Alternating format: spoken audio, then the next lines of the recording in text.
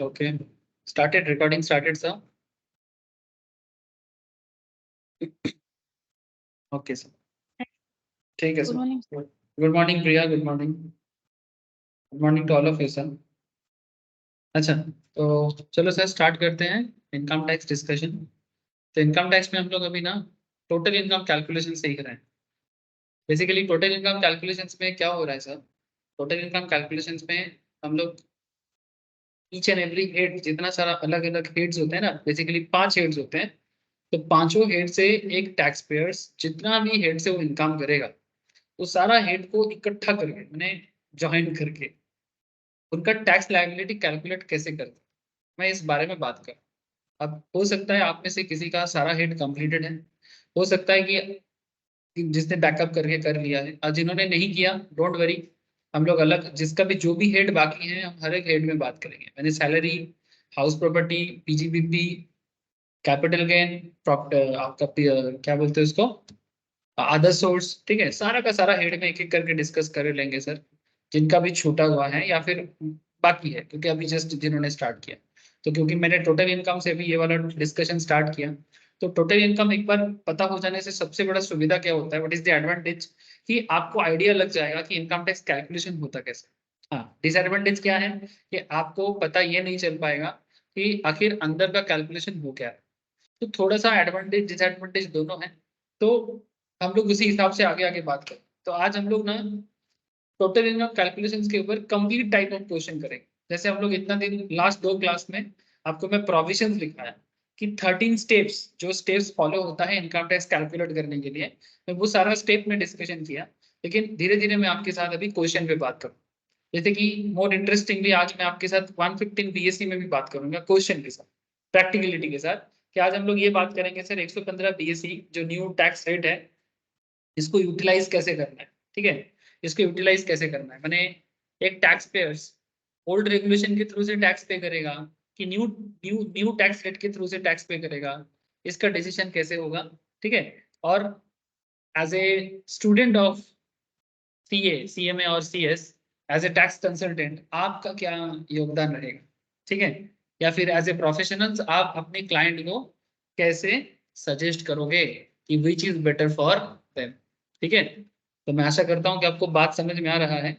बाकी चर्चा आपको मैं क्वेश्चन कराते कराते करूंगा सर. तो लास्ट दिन ठीक जिस पॉइंट से आप लोगों को मैंने सारा स्टेप्स लिखाना कंप्लीट किया था, मैं उसी पॉइंट से वापस स्टार्ट कर रहा हूँ. लेकिन आज मैं आपको क्वेश्चन आंसर के थ्रू से बात करूँ.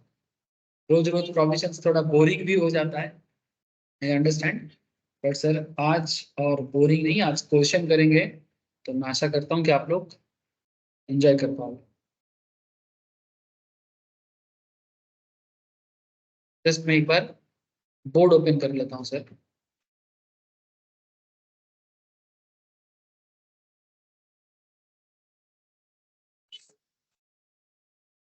यस,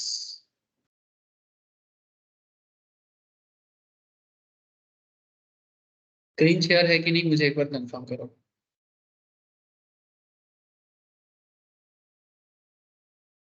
स्क्रीन शेयर है सर. ठीक है, तो calculation of total income and tax payable, इस टॉपिक के अंदर हम लोग अभी कैसे कैलकुलेशन होता है इस पे बात करेंगे. ठीक है, जैसे कल मैं एक न्यू टॉपिक पे बात किया था आप लोगों के साथ, अल्टरनेट मिनिमम टैक्स में एंड 115 बीएससी, मुझे याद है, alternate minimum tax and 115 BSc, ये दोनों पॉइंट पे मैंने स्टेप 12 एंड स्टेप 13 ये दोनों मैंने आप लोगों को लिखा है. स्टेप 12 के अंदर मैंने आपको ये बताया था कि अल्टरनेट मिनिमम टैक्स क्या होता है. ठीक है, लिखा है लेकिन अभी तक क्वेश्चन नहीं हुआ. और स्टेप 13 में आपको 115 बीएससी यूज करना चाहिए कि नहीं करना चाहिए as per the new concessional tax rate, इसके बारे में मैंने बात किया. तो अभी मैं फिलहाल 115 बीएससी में चर्चा स्टार्ट करूंगा, फिर धीरे धीरे मैं आपको बाकी चीज, इवन मैं कल आप लोगों को लिखा के भी दिया था सर, कॉपी में नोट डाउन भी करवाया था कि 115 बीएससी में टैक्स रेट क्या चल रहा है. और उतना ही नहीं, मैं ये भी दिखाया था आपको कि अगर आपको इनकम टैक्स के करंट रेट को देखना है, तो आप income tax e filing dot government dot in में जाके, ठीक है, गवर्नमेंट का जो साइट है जिसके थ्रू से इनकम टैक्स का रिटर्न फाइलिंग भी सिखाया जाता है। आप लोगों को भी सिखाऊंगा जब रिटर्न फाइलिंग चैप्टर आएगा। इंस्टीट्यूट में प्रैक्टिकल ट्रेनिंग भी होता है, वहां पर भी इंस्टीट्यूट के थ्रू से भी आप सीखोगे, ठीक है। तो जस्ट यहाँ पर विजिट करो, यहाँ पर आप सैलरीड प्रोफेशन में एम्प्लॉय में जाओ, फिर यहाँ पर टैक्स स्लैब में चले जाओ। आप देखना यहाँ पर आपको दोनों स्लैब दिखेगा, old tax regime as well as new tax. तो करना क्या है सर, कुछ नहीं है, हमें बस ओल्ड एंड न्यू का बीच का जो गैप है और एक एसएससी के ऊपर क्या इम्पैक्ट पड़ता है, टैक्स की सुविधा क्या होता है, ये बताना है सर। इसके लिए एक प्रैक्टिकल क्वेश्चन बहुत जरूरी है, वही मैं आज आपको कराऊंगा। उसके लिए क्वेश्चन है, चलो मैं एक क्वेश्चन उठाया और उसी क्वेश्चन को आपके साथ डील करूंगा, तो जरा देखें।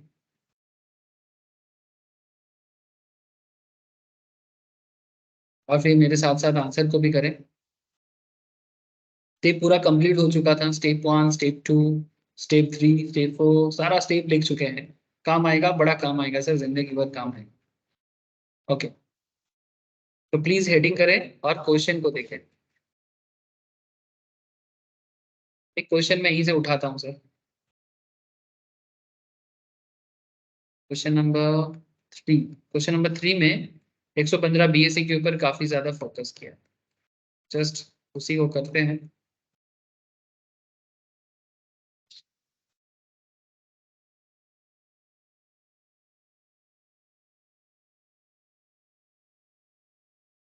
ओके सर, देखो क्वेश्चन पढ़ो, पहले क्वेश्चन पढ़ो, फिर आपको समझ में आएगा कि आखिर रियल सिचुएशंस कैसे होते हैं। तो देखिएगा सर, ये सबको स्क्रीन शेयर दिख रहा है सर, स्क्रीन शेयर है आप लोगों के साथ, इतना मुझे बताऊं।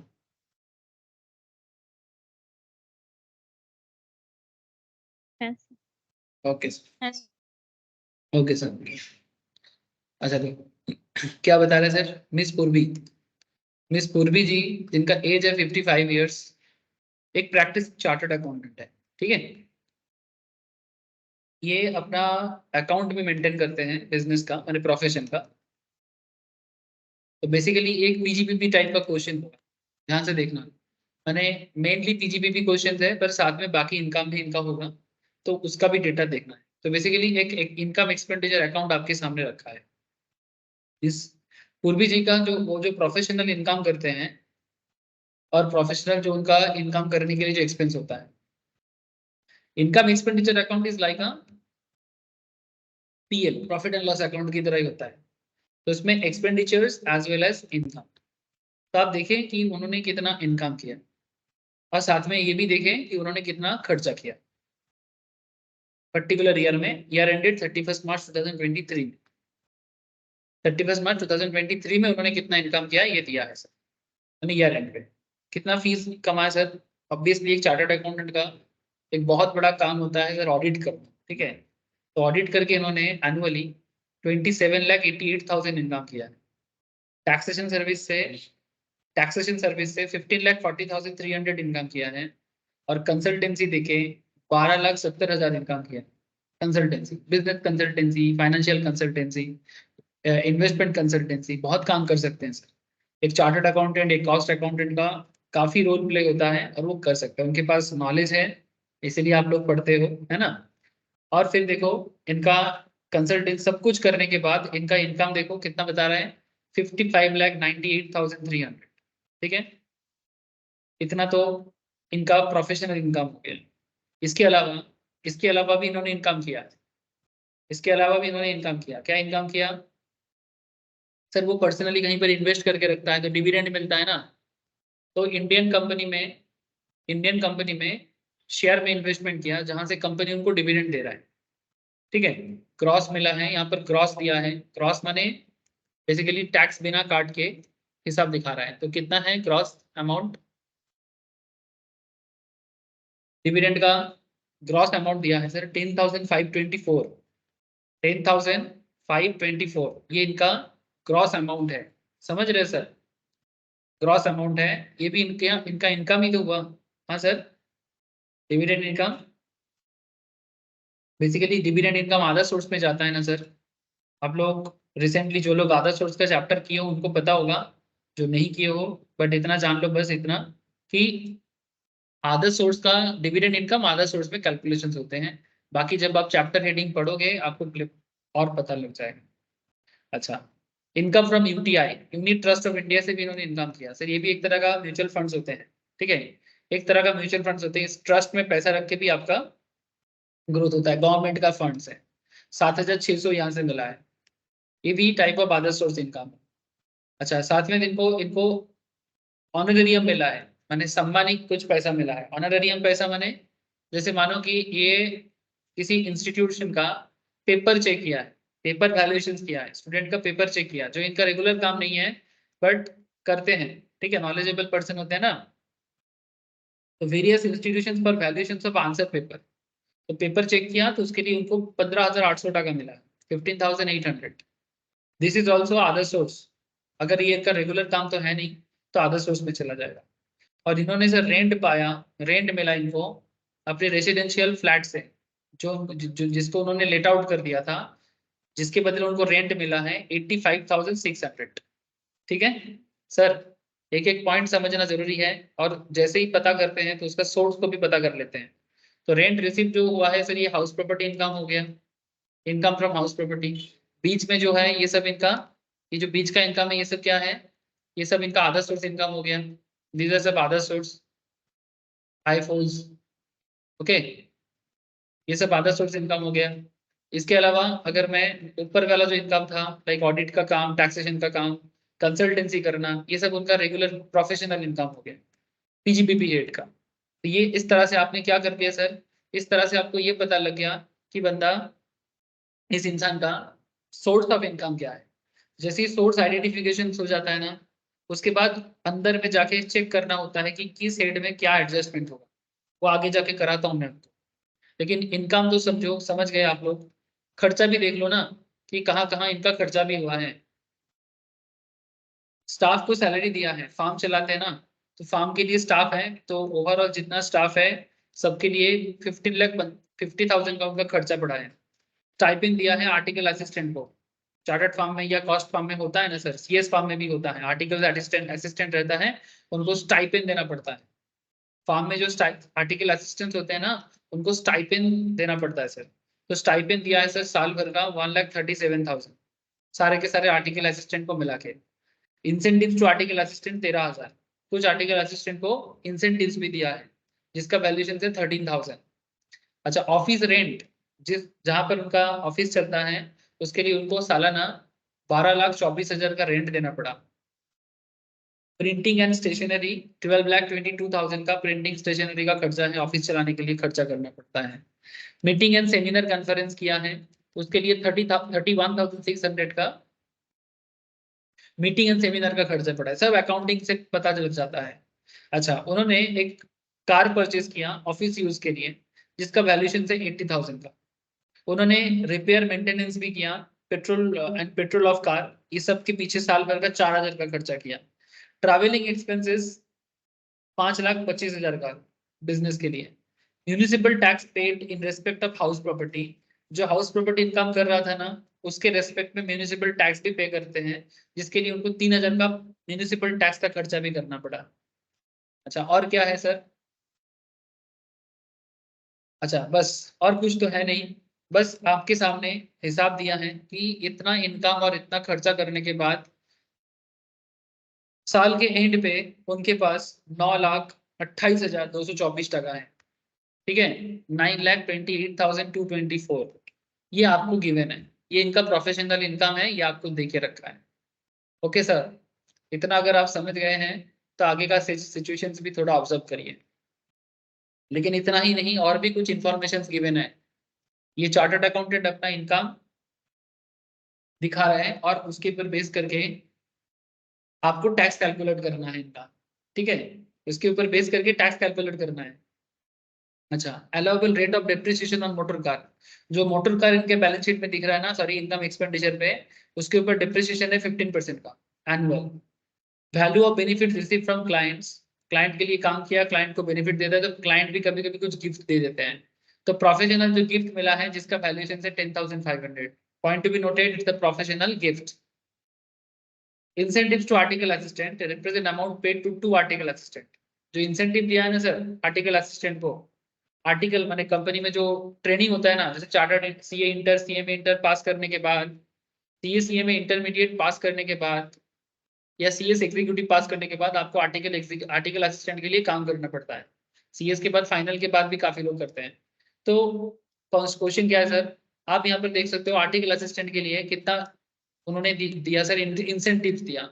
आर्टिकल असिस्टेंट को उन्होंने इंसेंटिव दिया, कहाँ चला गया, इधर ये रहा, 13,000 का इंसेंटिव दिया, 13,000 था, 13,000 का इंसेंटिव उन्होंने आर्टिकल असिस्टेंट को दिया। तो कहता है incentive to article assistant represent amount paid to to article assistant for passing CA inter, पुराने नाम था आईपीसीसी, एट फर्स्ट अटेम्प्ट। ठीक है, ये इंसेंटिव इस कारण से खर्चा होगा।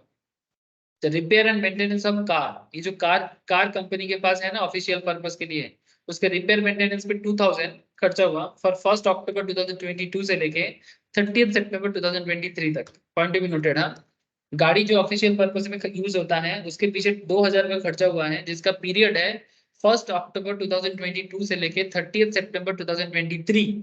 तो इसमें देखना है कि सर 31 मार्च 2023 तक का हिसाब क्या होगा। और क्या है sir, salary include 30,000 to computer specialist in cash for assisting Mrs.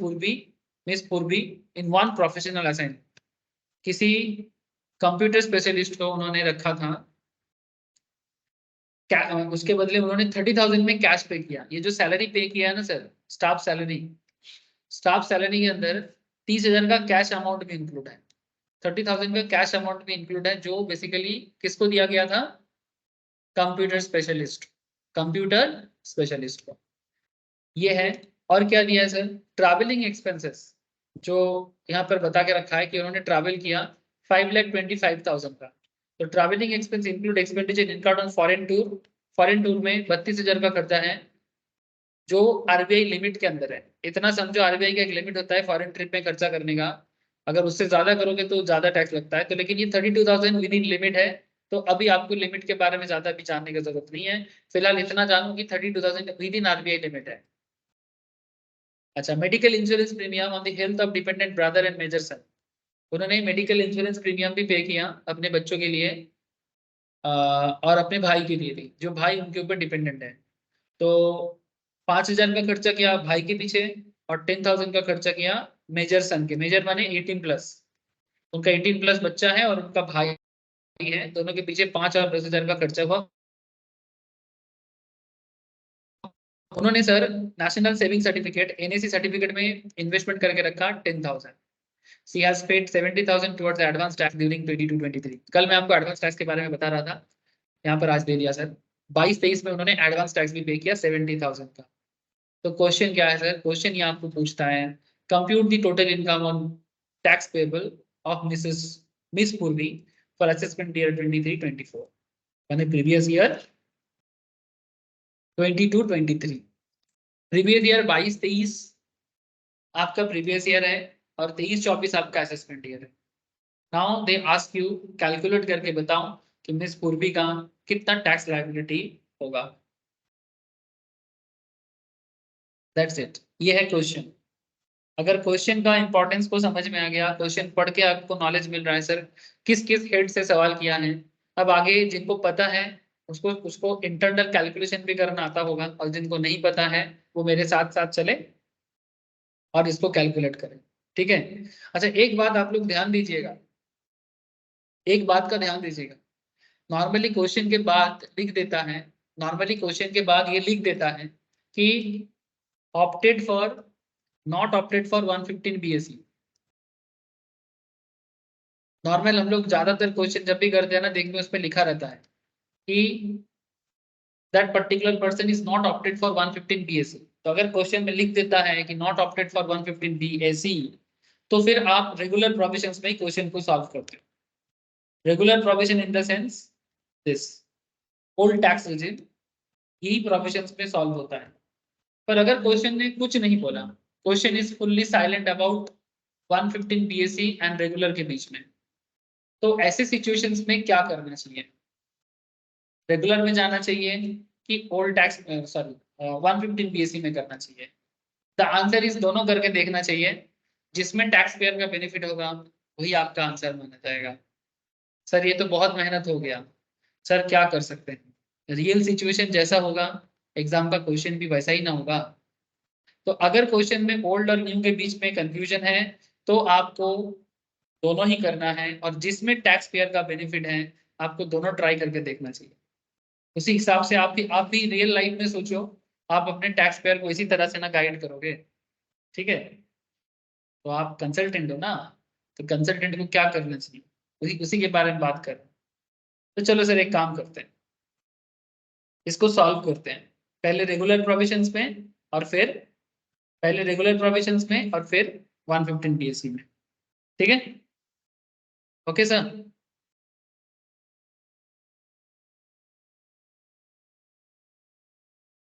चलो तो हेडिंग करें please.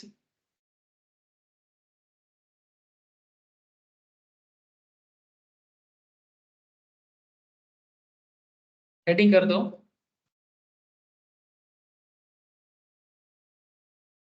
Computation of total income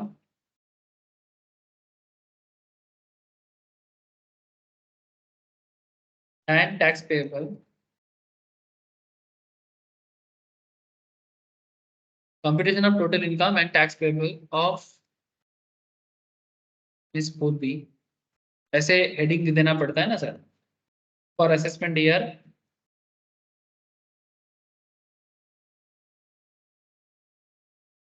23-24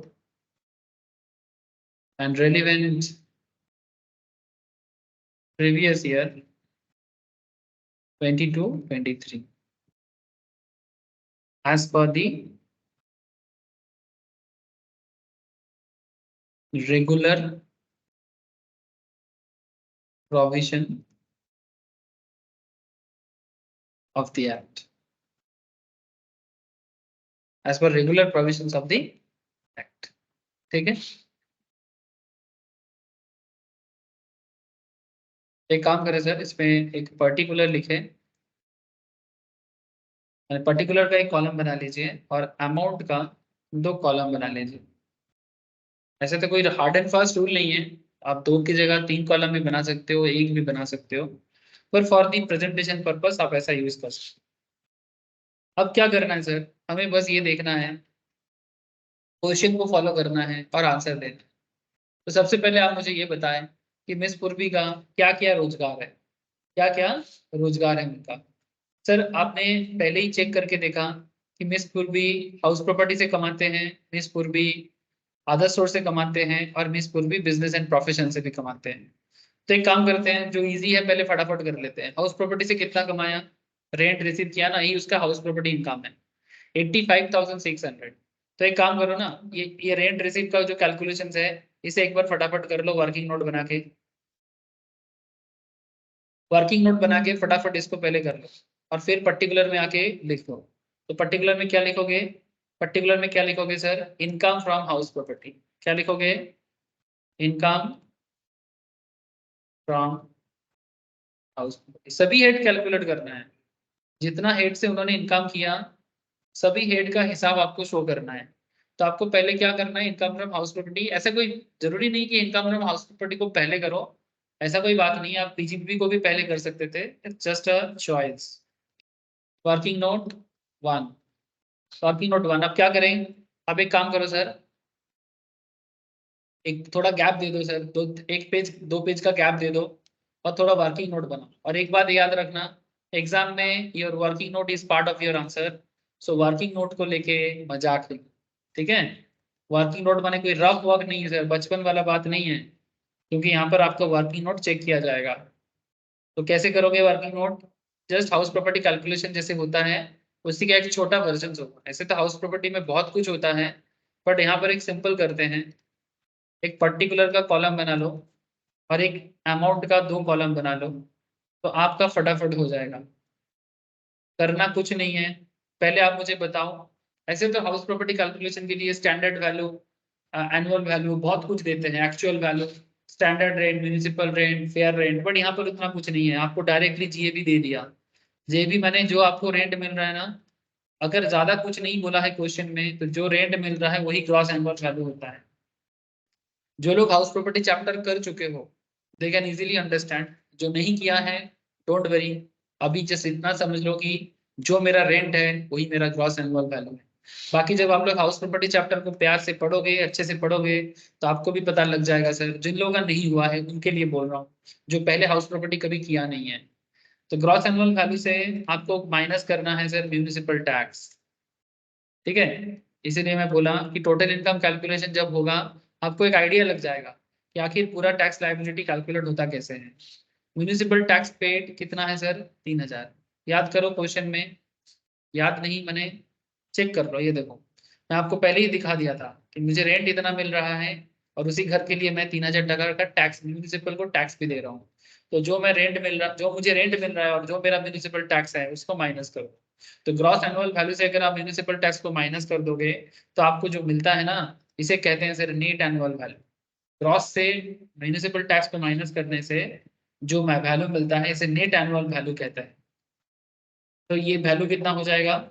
82,600। ठीक है सर।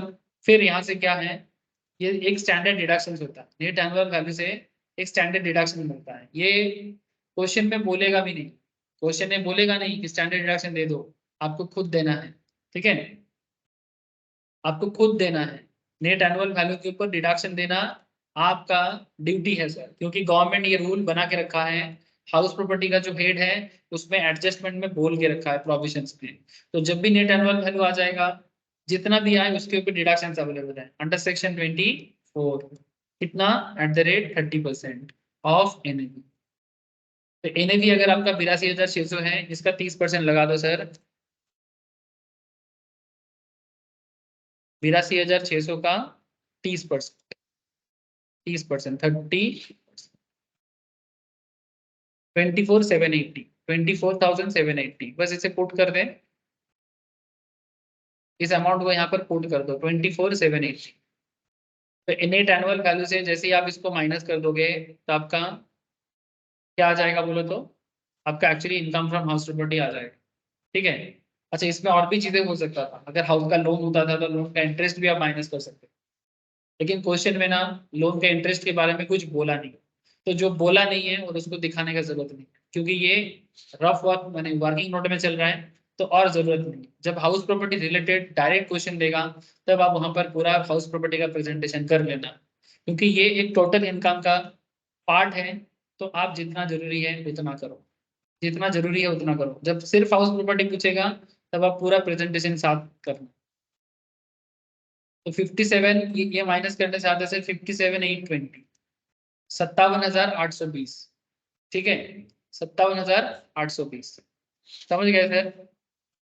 57,820, 57,280। इसमें एक नोट दे सकते हो,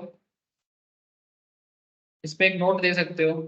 क्या नोट देना? जो मैं एक्चुअली बोल रहा था, रेंट रिसीव, जो आपने रेंट रिसीव किया ना, rent received has been taken as GAB. लेकिन जीएबी लेने का ये नॉर्मल तरीका नहीं है। In the absence of, in the absence of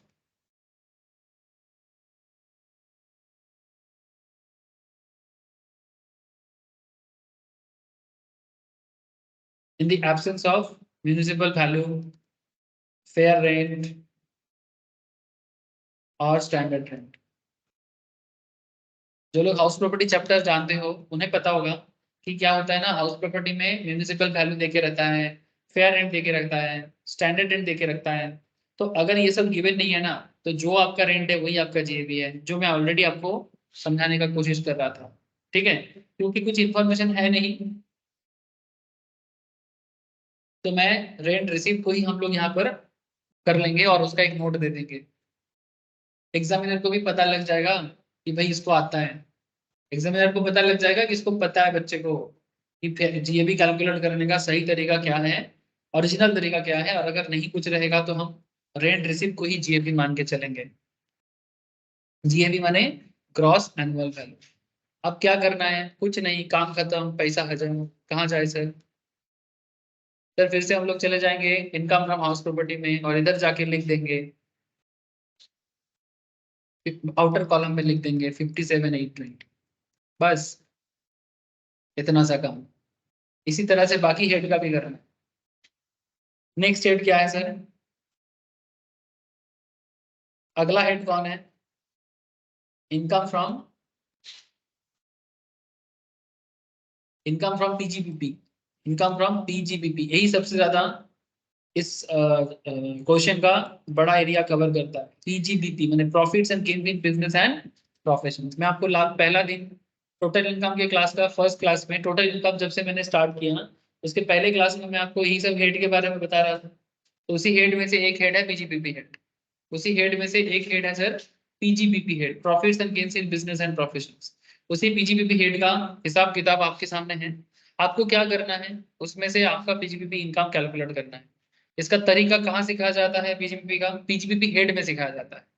जब आप पीजीबीपी का एक्चुअल क्वेश्चन करोगे ओरिजिनल चैप्टर के अंदर, तो आपको डिटेल्स पता लगता है। फिलहाल हम लोग जितना जरूरी है टोटल इनकम कैलकुलेट करने के लिए उतना करेंगे।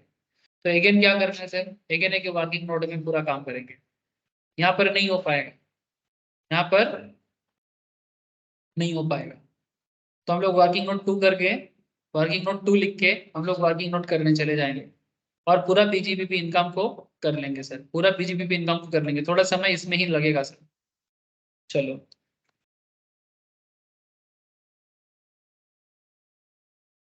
वर्किंग नोट 2, कैलकुलेशन करने का साइंटिफिक मेथड है सर। स्टेप बाय स्टेप करो, गलती नहीं होगा। बट स्टेप छोड़ के भागोगे या फिर जल्दबाजी करोगे तो आंसर गलत होगा। इसलिए प्रैक्टिस इतना चाहिए कि प्रेजेंटेशन करने में भी आप लोग हमेशा फास्ट रहो। पर्टिकुलर और ₹2 का कॉलम बना लो। नेट प्रॉफिट, देखो हम लोग तो अभी सीख रहे हैं ना, तो सीखने के टाइम पे इतना फास्ट फास्ट नहीं कर सकते। Net profit as per PL या फिर as per income expenditure account. PGBP का क्या है सर? पीजीबीपी में जो प्रॉफिट दिखाता है ना सर, जो लोग पीजीबीपी हेड कर चुके हो उन्हें पता होगा, जो नहीं पता है उनको मैं बता रहा हूँ कि net profit as per income and expenditure account, ये नॉर्मली अकाउंटेंट अपने बिजनेस के अंदर करता है। मतलब जिसका बिजनेस है वो अपने हिसाब से कैलकुलेट करता है। तो जैसे कि अगर मैं क्वेश्चन देखो, तो आपको नेट प्रॉफिट कितना बताया था मिस पूर्वी जी ने बताया था कि सर 9,28,000, 9,28,224 का प्रॉफिट पूर्वी जी ने किया है। ठीक है, लेकिन द क्वेश्चन यही है कि ये जो पूर्वी जी ने किया है ना सर, ये एग्जैक्ट है कि नहीं है, ये हमें इनकम टैक्स के थ्रू से देखना है। और यही चीज पीजीबीपी हेड में सिखाया जाता है कि जो प्रॉफिट अकाउंटेंट या बिजनेसमैन बता रहा है वो profit exactly as per income tax होगा कि नहीं होगा, इसके लिए प्रोविजन को चेक करना है। तो 9,28,224 मैंने 224, this is your net profit as per income expenditure account, या फिर आप इसको पीएल भी बोल सकते हो। कभी कभी पीजीबीपी का क्वेश्चन पीएल में भी देता है, इनकम एक्सपेंडिचर के थ्रू से भी देता है। एक ही बात है, एक ही बात है। अच्छा, इस बात का ध्यान रखना है sir, there are certain expenses और इनकम जो पीजीबीपी का पार्ट है या नहीं है, ये देखना है। माने ये जो 9,28,224, नहीं नॉर्मली क्या होता है, इसमें एक ट्रिक समझना पड़ेगा। अकाउंटेंट कई बार कुछ गलती कर बैठते हैं, कभी कभी जानबूझ के, कभी कभी हो जाता है। क्या गलती हो जाता है? मैंने ये जो प्रॉफिट है, ये प्रॉफिट एग्जैक्ट नहीं ना भी हो सकता है, बेसिकली ना ही होता नहीं है इनकम टैक्स के हिसाब से। तो इसको ना रेक्टिफाई करना होता है। जैसे कि एक एग्जांपल आपको मैं यहीं से बताता हूँ। ये जो 9,20,224 है, इसके अंदर एक गड़बड़ है। गड़बड़ क्या है कि सर जो सैलरी 30,000 कंप्यूटर स्पेशलिस्ट को कैश में दिया गया था, ठीक है, जो सैलरी कंप्यूटर स्पेशलिस्ट को कैश में दिया गया था, क्योंकि पूर्वी जी को कैश में उन्होंने, कंप्यूटर स्पेशलिस्ट ने पूर्वी जी को हेल्प किया था प्रोफेशनल असाइनमेंट के लिए। तो ये जो सैलरी का अमाउंट है, इसमें कितना सैलरी दिखा रहा है? 15,50,000 का सैलरी जो स्टाफ बोला है। लेकिन यहाँ पर एक इंटरेस्टिंग कैच है। बिजनेस में अगर ज्यादा कैश का खर्चा करोगे तो गवर्नमेंट का मानना है, इनकम टैक्स डिपार्टमेंट का मानना है कि अगर आप टू मच कैश में खर्चा करोगे तो वो तो ब्लैक मनी को बढ़ावा देना हो सकता है। अरे सर, कैश में कोई भी कुछ भी दिखा सकता है कि मैंने यहाँ पर इतना खर्चा किया, प्रमाण क्या है कैश का? How can you prove? आप प्रूव कैसे करोगे? प्रूव कैसे करोगे कि 30,000 दिए हो कि नहीं दिए? हो सकता है ना कि आप 30,000 एक्स्ट्रा खर्चा दिखा के अपना इनकम को कम दिखाना चाहते हो, क्योंकि आप सबको पता है कि अगर हम खर्चा बढ़ा देते हैं, जब भी हम लोग एक्सपेंस को बढ़ाते हैं, मेरा प्रॉफिट कम हो जाता है। अगर ये 15,50,000 30,000 के अमाउंट से बढ़ा हुआ है, हो सकता है कि आपने दिया ही नहीं उतना। क्या प्रमाण है इसका? तो गवर्नमेंट कहता है कि एक्सपेंस, अगर कैश एक्सपेंसेस आप 10,000 से ज्यादा करते हो, ठीक है, सेक्शन 40A के तहत, कहाँ बोला जाता है नॉर्मली? पीजीपीपी में, ठीक है। सेक्शन 40A के तहत अगर आप 10,000 से ज्यादा का खर्चा करते हो तो आपको पूरा का पूरा अमाउंट प्रॉफिट के साथ इंक्लूड करना पड़ेगा, प्रॉफिट के साथ इंक्लूड करना पड़ेगा। ये आपको इनकम टैक्स कहते हैं। तो salary include 30,000 to a computer specialist in cash, point to be noted. यहीं पर पूरा खेल चेंज हो गया। अगर ये कैश में ना करके बैंक में डायरेक्टली करता, यूपीआई कर देता, एनईएफटी आरटीजीएस कर देता, प्रॉब्लम नहीं था। बट क्योंकि 30,000 का कैश पे किया है and which is more than 10,000, which is more than 10,000, 10,000 rupees से ज्यादा है, तो पूरा का पूरा अमाउंट आपके प्रॉफिट के साथ ऐड हो जाएगा, ठीक है, क्योंकि गवर्नमेंट ये अलाउ नहीं करेगा। गवर्नमेंट ये पूरा 30,000 को एज एन एक्सपेंस अलाउ नहीं करेगा, ठीक है, एक्सपेंस के तौर पे अलाउ नहीं करेगा। तो क्या करना है सर? गवर्नमेंट का मानना है आपको पूरा का पूरा अमाउंट प्रॉफिट में ऐड करना है, क्योंकि आप 30,000 का गलत हो सकता है, तो गवर्नमेंट ज्यादा कैश खर्चा अलाउ नहीं करता है। क्यों? इसमें ब्लैक मनी का बढ़ावा हो जाता है, टैक्स इवेजन हो जाता है, टैक्स चोरी हो सकता है, टैक्स का इवेजन हो सकता है। दैट्स वाई गवर्नमेंट आपको ये अलाउ नहीं करेगा। तो हम लोग यहाँ पर क्या करेंगे, जो भी यहाँ पर लिखो सर, एक्सपेंस डेबिटेड, थोड़ा सा दिमाग को खुला रखो, expense debited but not allowed. मैंने पूर्वी जी ने तो डेबिट कर दिया, पर इनकम टैक्स को अलाउ नहीं करेगा। पूर्वी जी ने तो इनकम को डेबिट कर दिया, 30,000 को डेबिट करके एक्सपेंडिचर दिखा दिया, पर नॉट अलाउड है, ये पीजीपीपी में अलाउड नहीं है। तो प्रॉफिट आपका 30,000 में कम हो चुका है, तो इसको ऐड करना है, तो कर दो। Salary paid to computer specialist, salary paid to computer specialist in cash disallowed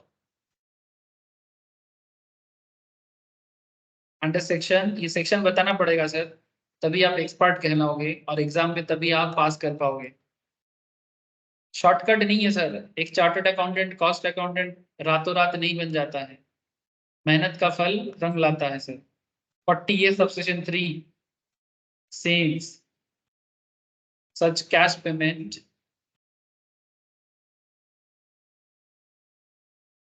exceeds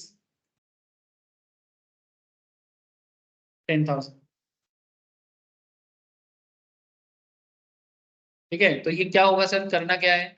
कुछ नहीं करना है, ये पूरा का पूरा 30,000 है ना, ये 30,000 को यहाँ पर जोड़ दो। पहले अभी और भी लाइन में लगा हुआ है, सब कुछ एक साथ करके इस अमाउंट के साथ जोड़ देंगे, ऐड बैक कर देंगे, इसको बोलेंगे ऐड बैक कर देना। क्यों? क्योंकि गवर्नमेंट अलाउ नहीं किया। एनीवन, किसी को कोई डाउट है इस पॉइंट पे, प्लीज मुझे बताइए सर।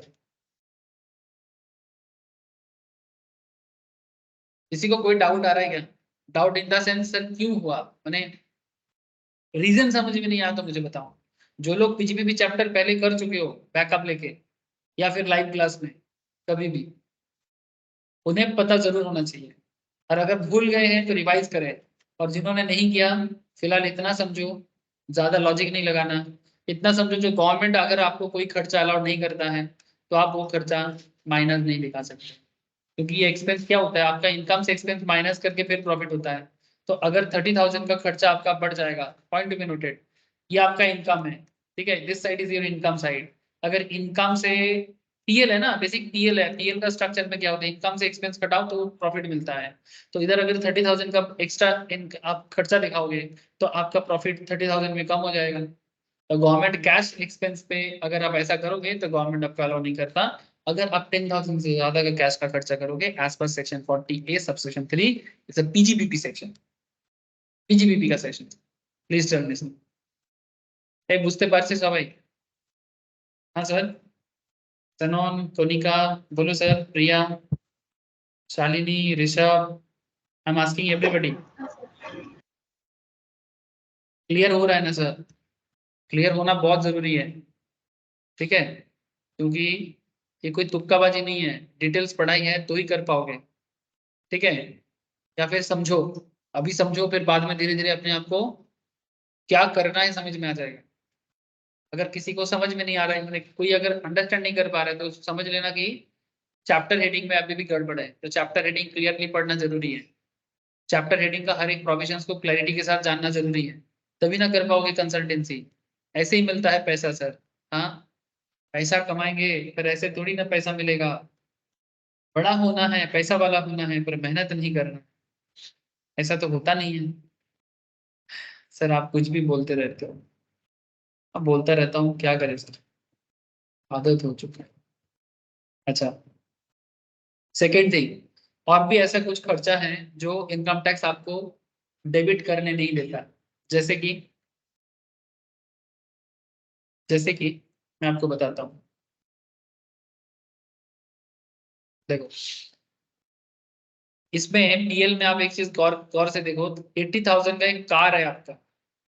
सर आपने कभी ऐसा देखा, आप लोग भी तो अकाउंट्स मेंटेन करते हो, अकाउंटेंसी में कभी ऐसा देखे हो कि पीएल में पूरा गाड़ी का खर्चा दिखाते हैं कभी? प्रॉफिट एंड लॉस अकाउंट में कभी भी देखे हो टू कार बोल के? हाँ, मैंने गाड़ी खरीदे हैं तो क्या गाड़ी का पूरा खर्चा दिखा देते हैं कोई?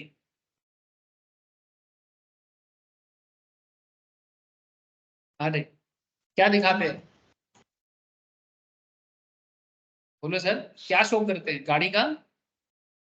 कौन सा खर्चा पीएल में आता है? एसेट, एसेट का खर्च, एसेट खर्चा करोगे तो क्या एसेट पीएल में आता है क्या? एसेट तो बैलेंस शीट में जाता है। हाँ बोलो, कोई कुछ कहना चाहता है, बोलो सर। पीएल में खाली डेप्रिसिएशन प्रॉफिट और लॉस करेंगे। Thank you sir. तो यहाँ पर गड़बड़ हो जाएगा ना। ये जो purchase of car official use 80,000 दिया है सर, ये तो कैपिटल नेचर का है। फाउंडेशन वाले बच्चों को भी पता है सर, है ना? फाउंडेशन के क्लास में हम लोग यही सब तो पढ़ते रहते हैं। कैपिटल नेचर का चीज है। तो कैपिटल नेचर पीएल में क्या कर रहा है, तो ये तो अलाउड नहीं करेगा, कभी भी नहीं करेगा। यहाँ पर तो सिर्फ रेवेन्यू नेचर का चीज ही माइनस हो सकता है, कैपिटल नेचर का चीज नहीं होता है। इसका डिप्रिसिएशन अलाउ हो सकता है, पर इसका डायरेक्टली कभी भी 80,000 का गाड़ी खर्चा बोल के नहीं दिखा सकते आप। तो ये क्या करेंगे सर, ऐड बैक कर देंगे। क्या करेंगे? ऐड बैक कर देंगे। बात को समझे, बेसिक अकाउंट्स नॉलेज चाहिए सर। बचपन वाला 11-12 वाला नॉलेज भी चलेगा पर अच्छा होना चाहिए। So amount paid for purchase of car is not allowed, is not allowed since it is। इसलिए मैं Saturday Saturday basics of accounts का क्लास रखता हूँ सर। मेरा क्लास होता है, मैम का नहीं, मेरा। उसमें मैं क्या करता हूँ, अकाउंट्स का एबीसीडी सिखाता हूँ। इसलिए मैं सबको बोलता हूँ, जिसका भी अकाउंट्स में अभी भी गड़बड़ लगता है, अभी भी एंट्री करने में दिक्कत होता है, डेबिट क्रेडिट आइडेंटिफाई नहीं कर पाते, एसेट लाइबिलिटी का समझ नहीं है, नॉर्मली फाउंडेशन लेवल का क्लास है, पर सबको वेलकम है सर। आओ और अपने अकाउंट्स को बिल्डअप करो। Amount paid for purchase of car is not allowed since it is a capital expenditure. It is a capex, capital expense, ठीक है? ये अलाउड नहीं करेगा, मैंने पीएल में अलाउड नहीं करेगा। मैंने आप जो माइनस करके दिखाया ना, ये जो पूर्वी जी ने जो अकाउंट बनाया इसमें तो अलाउ कर दिया ना, अलाउ किया बोल के प्रॉफिट इतना आया। लेकिन ये प्रॉफिट इतना सही नहीं है, ये 80,000 का प्रॉफिट ऐड हो जाएगा। ये जो नेट प्रॉफिट है इसमें 80,000 ऐड हो जाएगा, रेक्टिफाई हो रहा है। तो क्या करना है, यहाँ पर 80,000 इनर कॉलम में शो कर दो, क्योंकि पूर्वी जी ने यहाँ पर गलत शो किया। और इसका सेक्शन क्या है, ये पीजीबी में सेक्शन है 37 सबसेक्शन 1। जो लोग पीजीबीपी कर चुके हो उनको पता होना चाहिए, जो नहीं किया है वो अभी पता करें, बाद में पीजीबीपी सेक्शन के अंदर हम लोग और एक बात कर लेंगे, ठीक है। जब पीजीबीपी का एक एक सेक्शन डिस्कस करेंगे तब फिर से कर लेंगे। तो इधर 80,000 आ गया, समझ आना चाहिए, समझ आना चाहिए। अच्छा, बेसिकली रेक्टिफिकेशन चल रहा है, नहीं करना चाहिए तो ऐड कर दो, प्रॉफिट कम हो गया था, प्रॉफिट को बढ़ा दीजिए, यानी एक्चुअली इनकम टैक्स ही आपको बोल रहा है बढ़ा दीजिए। आप यहाँ पर अकाउंटेंसी का नहीं इनकम टैक्स का सुनेंगे। अच्छा sir, municipal tax paid in respect of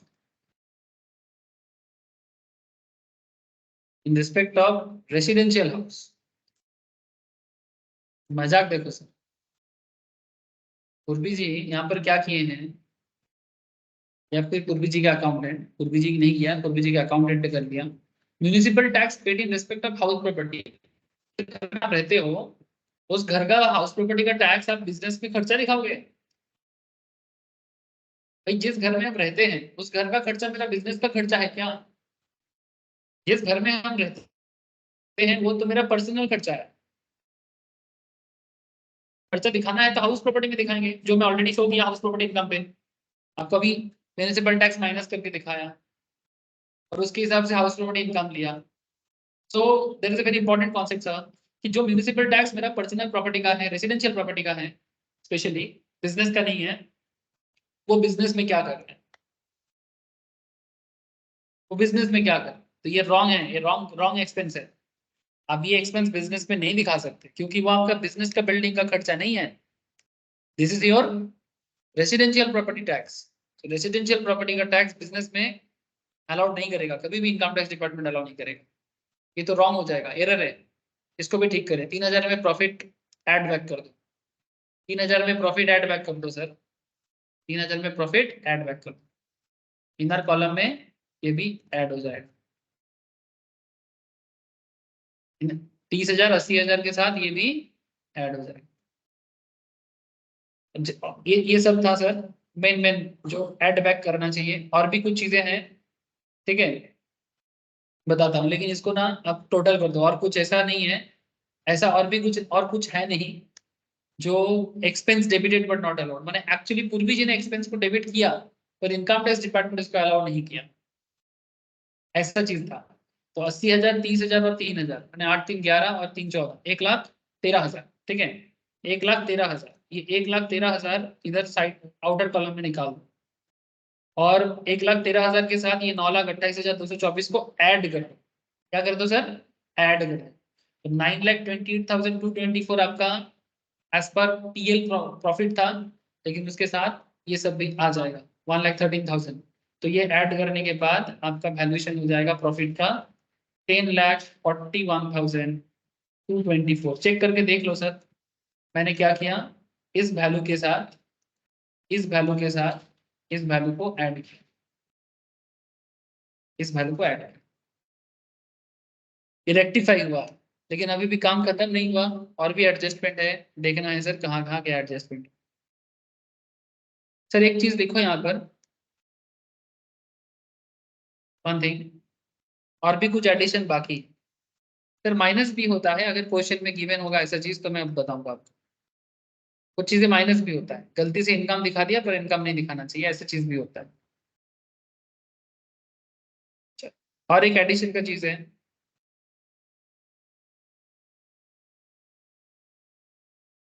जैसे वैल्यू ऑफ बेनिफिट, बेनिफिट मिला ना sir, value of benefit received from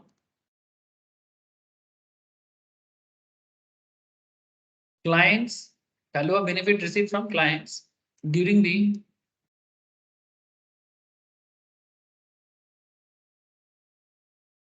course of profession, मैंने सिंपली कहो कि भाई अपने क्लाइंट से बिजनेस के लिए या प्रोफेशन के लिए कुछ गिफ्ट मिला है, value of benefit receive from client, देता है ना, क्लाइंट खुशी होके कुछ गिफ्ट कर रहा है, द कोर्स ऑफ प्रोफेशन, ये प्रोफेशनल गिफ्ट है, तो ये ना टैक्सेबल है sir, taxable business income. PGBP में इसका सेक्शन है under section 28 sub section 4। PGBP में सेक्शन है ये कि अगर आप प्रोफेशनल काम करते करते कोई गिफ्ट लेते, जैसे डॉक्टर को मिलता है, डॉक्टर को कभी कभी क्या करते हैं ना, कुछ मेडिकल कंपनी गिफ्ट देते हैं, जाओ घूम के आओ, सिंगापुर जाओ, हमारा दवाई बेचो और घूम के आओ। मेडिकल रिप्रेजेंटेटिव देखना डॉक्टर के घर के सामने भीड़ करके रखता है, ठीक है, और उनको गिफ्ट देता रहता है, एमआर, देखे हो कभी?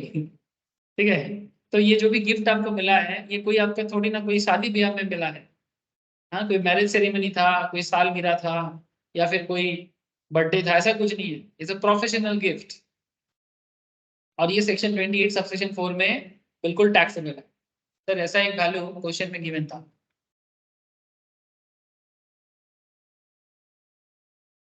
ये देखो, value of benefit receive from client during the course of profession is 10,500। तो ये 10,500 क्या हो जाएगा, बिजनेस के प्रॉफिट में ऐड हो जाएगा, क्योंकि आपका प्रॉफिट है, तो इसको ऐड कर दो। ये जो अमाउंट था इसके साथ ऐड कर दो 10,500। ऐड करने के बाद आपका ये प्रॉफिट फिर से चेंज हो गया, और ये अभी न्यू वैल्यू हो गया 10,51,724।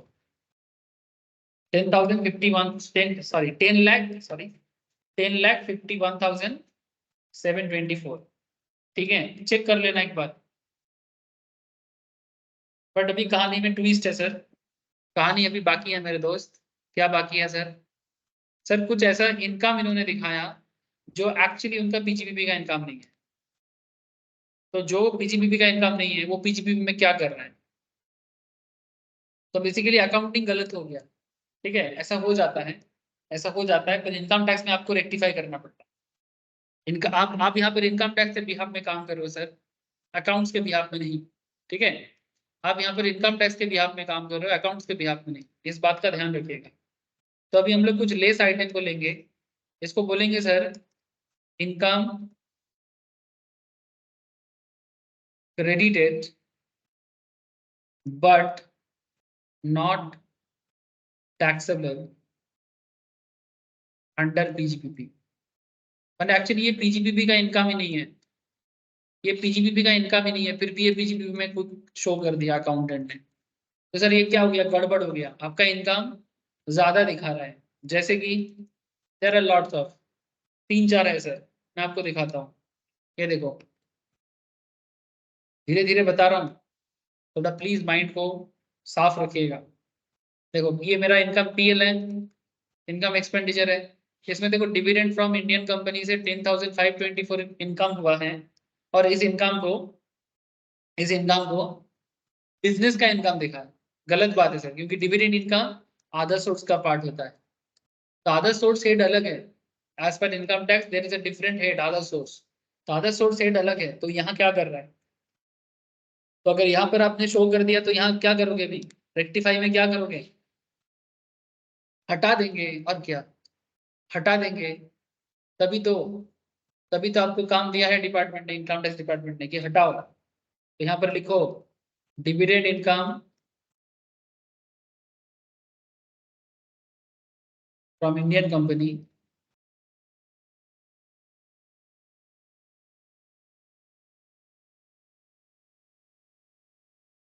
Taxable under IFOS, income from other source, full form लिख सकते हो जिनको नहीं पता, IFOS, income from other source. बाकी जो लोग अभी स्टार्टिंग स्टार्टिंग में इनकम टैक्स पढ़ेंगे उनको थोड़ा सा शॉर्ट फॉर्म दिक्कत होगा, पर एग्जाम में ये सब अलाउड है, क्योंकि ये सब बड़ा पॉपुलर शॉर्ट फॉर्म है। अच्छा, तो 10,524, 10,524 क्या हो जाएगा सर, इधर आपका ऐड हो जाएगा, क्योंकि ये आपका पीजीपीपी का इनकम नहीं है, तो सॉरी ऐड नहीं, लेस हो जाएगा, हम लोग लेस करने बैठे हैं सर, लेस हो जाएगा, this is not your PGPP income, ये आपका बिजनेस या प्रोफेशनल इनकम नहीं है, this is your other source income. तो पीजीपीपी हेड में कोई काम नहीं है इसका, पीजीपीपी हेड में कोई काम नहीं है इसका। Similarly income from UTI, income from unit trust of India, unit trust of India, this is also income from other source, taxable. Other source में टैक्सेबल है, यहाँ पर नहीं। आईएफओस में टैक्सेबल है, यहाँ नहीं। इनकम फ्रॉम अदर सोर्सेज में आप इसको टैक्सेबल कर सकते हो, उसका अलग हेड बनेगा सर। बट ऐसे लिखो टैक्स, मैंने थोड़ा गलत लिख दिया सेंटेंस को, ऐसे लिखो टैक्सेबल इन आईएफओस। सेंटेंस को ऐसा लिखो टैक्सेबल इन आईएफओएस। ठीक है, कितना है सर, चेक कर लो, क्वेश्चन में गिवन है 7,600, 7,600। प्लीज पुट कर दे सर, ये भी लेस हो जाएगा, ये भी आपकी इनकम से लेस हो जाएगा सर। और भी है क्या? ये सर और भी है, ये देखो, उनको ऑनरेरियम सम्मान में रिस्पेक्टिव पैसा मिला है क्वेश्चन पेपर चेक करने का, ये भी इनका यहाँ का नहीं है। और ये जो 85,600 ये तो हाउस प्रॉपर्टी इनकम है, आपको पहले ही पता लग गया, तो ये भी यहाँ पर नहीं है। ये दोनों इनकम, ये सारा इनकम यहाँ का बिजनेस का है ही नहीं, ये सब दूसरे हेड्स का है।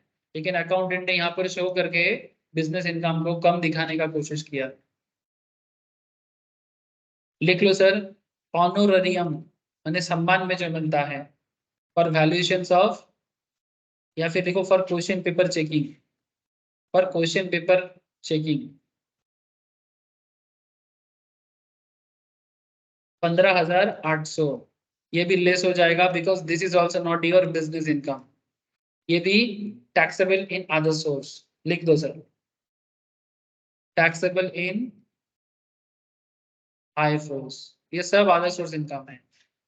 अच्छा, और एक है सर चौथा या 4 नंबर वाला, यहाँ पर रेंट, रेंट जो आपको मिला है sir, rent receive from residential property.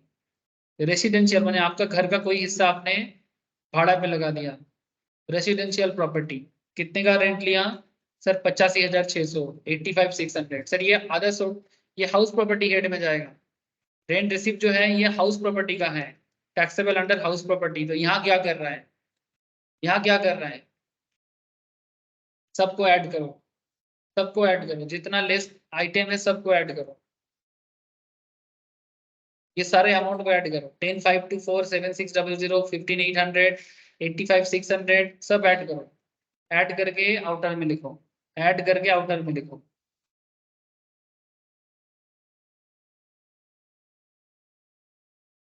कितना हो रहा है सर?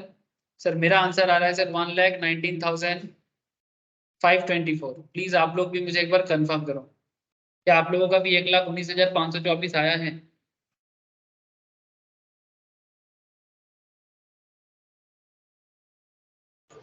हाँ सर। सर अभी ये 1,19,524 को आप तो जो प्रॉफिट को आप चेक कर रहे थे, मैंने 10,51,724 के साथ ऐड कर दो, सॉरी लेस कर दो, इस अमाउंट को लेस कर दो, लेस करके आउटर में ही फाइनल अमाउंट को लिखो, आउटर में ही फाइनल अमाउंट को लिखो। सर मेरा आ रहा है 9,32,200, 9,32,200, ये मेरा आ रहा है। आप लोगों का कितना आया सर? कितना आया सर? सर कहानी में अभी भी ट्विस्ट है। सर क्या ट्विस्ट है? सर एक छोटा सा सिस्टम फॉलो करना होता है। डिप्रिसिएशन, डिप्रिसिएशन जो गाड़ी का था, डिप्रिसिएशन जो गाड़ी का था कहाँ चला गया? ये जो 80,000 का डिप्रिसिएशन था गाड़ी का, 80,000 का, इसका डिप्रिसिएशन का रेट बोल दिया था ये लोग, ये अलाउबल है। मोटर कार तो अलाउड नहीं है, फिर उसका डिप्रिसिएशन तो अलाउड है। मोटर कार आप प्रॉफिट एंड लॉस अकाउंट में नहीं दिखा सकते बिकॉज वो कैपिटल नेचर का है। और आप कभी भी ऐसे, जो लोग अकाउंटेंसी जानते हो, फाइनल अकाउंट्स किए हो, उनको पता है कि हम लोग कभी भी पीएल में एसेट को माइनस नहीं करते हैं, एसेट का डेप्रिसिएशन को माइनस करते हैं। तो 80,000 का 15% कितना होता है सर? 12,000। हाँ सर, कितना? 12,000। 12,000। ठीक है, 12,000। अच्छा, क्या हम लोग यहाँ पर क्या assumptions लगा रहे हैं कि गाड़ी मोर देन 6 मंथ्स यूज कर रहा है? अगर लेस देन 6 मंथ्स होता तो उसको कम कर लेते हैं। माने बेसिकली 80,000 कार का वैल्यू इंटू 15%, तो होता है 12,000। अगर ये 180 दिन का कम यूज होता ना, तो हम लोग इसको 50% डेप्रिसिएशन चार्ज करते हैं। बट क्योंकि यहाँ पर हम लोग क्वेश्चन में ऐसा कुछ बोला नहीं है, पूरा प्रीवियस ईयर में ही हम लोग मानेंगे कि इसको यूज किया गया है, तो हम लोग इसको फुल ईयर डेप्रिसिएशन मानेंगे। ठीक है, इसका नोट दे सकते हैं आप लोग क्वेश्चन में। तो यहाँ पर ये भी लेस करके दिखा दो, ये भी लेस करके दिखा दो। लेस वर्ड यूज करना ज्यादा बेहतर होता है। Depreciation on motor car @ 15%। ठीक है, कितना होता है? 12,000। प्लीज ऐड बैक करो, सॉरी लेस करो इनसे। यहाँ पर दे दो नोट बोल के, या अज्यूम ब्रैकेट में दे दो, एज्यूम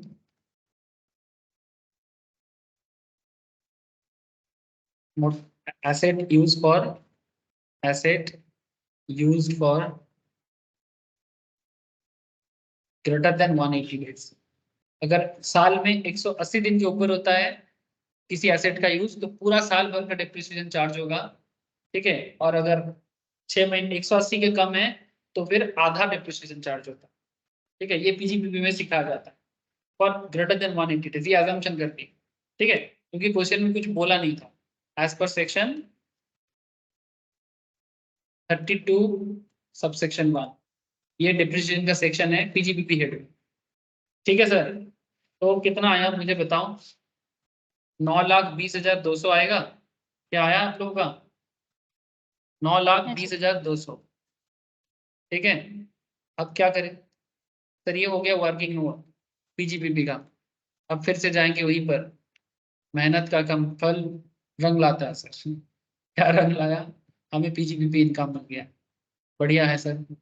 तो 57,820 ये हमारा हाउस प्रॉपर्टी था, और इस बार हमें पीजीपीपी भी मिल गया। तो पीजीपीपी मिलने के बाद कुछ नहीं करना है, बस पुट करो 920,200, बस ये हो गया पीजीपीपी। लेकिन अभी भी कहानी बाकी है, कहानी खत्म नहीं है, क्योंकि ये टोटल इनकम का क्वेश्चन है। कहानी तो इतना जल्दी खत्म नहीं होगा सर। तो दो इनकम का ग्रुप हम लोग फाइंड आउट करें। अब तीसरा ग्रुप की तरफ जाएंगे। एकदम साइंटिफिकली क्वेश्चन को सॉल्व करने का तरीका।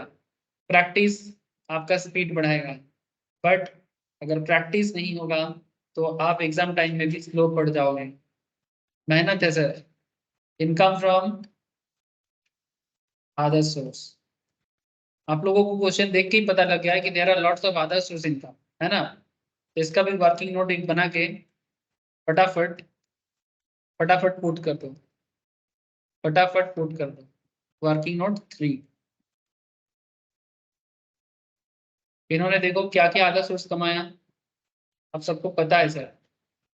देखो मैं लिखूंगा, आपको खुद ही पता लग जाएगा क्या क्या अदर सोर्स है। डिविडेंड कमाया ना sir, income from other source का वर्किंग नोट। आईएफओस कैलकुलेशन, आईएफओस कैलकुलेशंस, तो जस्ट यहाँ पर पुट कर दो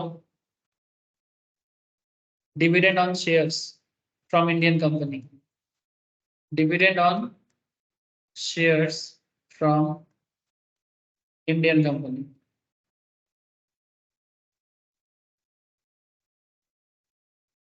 taxable in the hands of share holder, पहले नहीं था, ये रूल न्यूली आया है सर। पहले एक्चुअली ये कंपनी के हाथ में टैक्सेबल होता था, आजकल शेयर होल्डर के हाथ में होता है। तो taxable in the hands of, actually पहले ना सेक्शन 10 सबसेक्शन 38 बोल के एक सेक्शन था, 2018-19 तक था। ठीक है, taxable in the hands of share holder, ये न्यूली आ गया सर। तो कितना था, कितना है डिविडेंड, कितना है सर? 10,524, 10,524, 10,524 ग्रॉस में है, ग्रॉस में ही पुट करो। 10,524। अच्छा, और क्या है sir? Income from UTI, income from unit trust of India. ठीक है, this is also other source. 7,600, 7,600।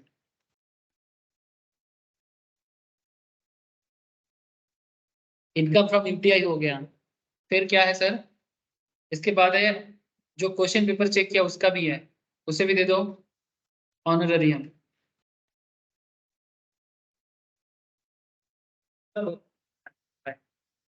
Honorarium, honorarium for paper valuation, paper valuation 15,800। आपको पता है ये सब, मैं पहले भी हम लोग अभी पीजीबीपी करते करते करा। तीनों को टोटल करो और मुझे बताओ कितना हुआ। 33,924 होना चाहिए। प्लीज कंफर्म करो मुझे। 33,924, 33,924, 33,924 आ गया सर?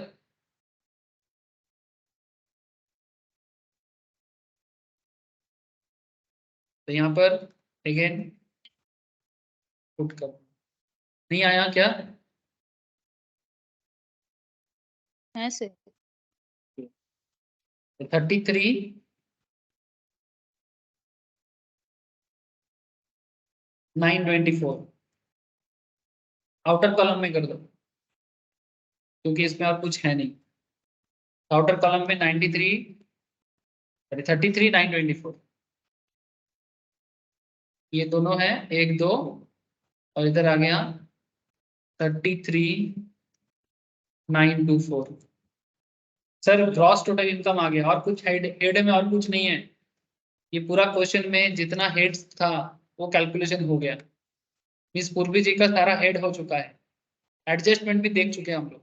अब बाकी कुछ इधर उधर का है तो फिर वो एडजस्टमेंट आगे आगे देखेंगे, बट नॉर्मली और कुछ है नहीं जो काम का है।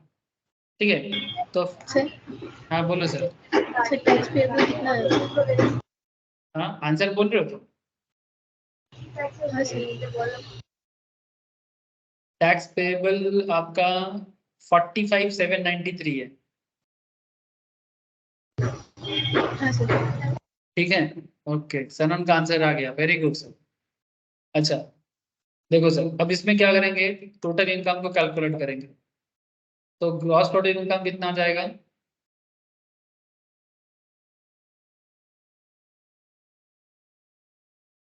जस्ट लिख दो सर, ग्रॉस टोटल इनकम कितना है रे? ग्रॉस टोटल इनकम, हाँ सनन, 10,11,000, 10,11,944। 944। Thank you sir. सर यहाँ से आप डिडक्शन ले लो सर, जीटीआई से डिडक्शन दिया जाता है अंडर चैप्टर 6A, मैंने 80C से 80U का। तो डिडक्शन क्या मिलेगा, कोई बोल सकते हो? इन्वेस्टमेंट में कभी मिलेगा? इन्वेस्टमेंट में कौन सा इन्वेस्टमेंट किया सर? एनएससी में इन्वेस्टमेंट किया है, 80 नेशनल 80सी में डिडक्शन मिलेगा। 80C में डिडक्शन मिलेगा, वेरी गुड सर। एनएससी में इन्वेस्टमेंट किया है, नेशनल सेविंग सर्टिफिकेट में। ये देखो कहाँ बोला है सर?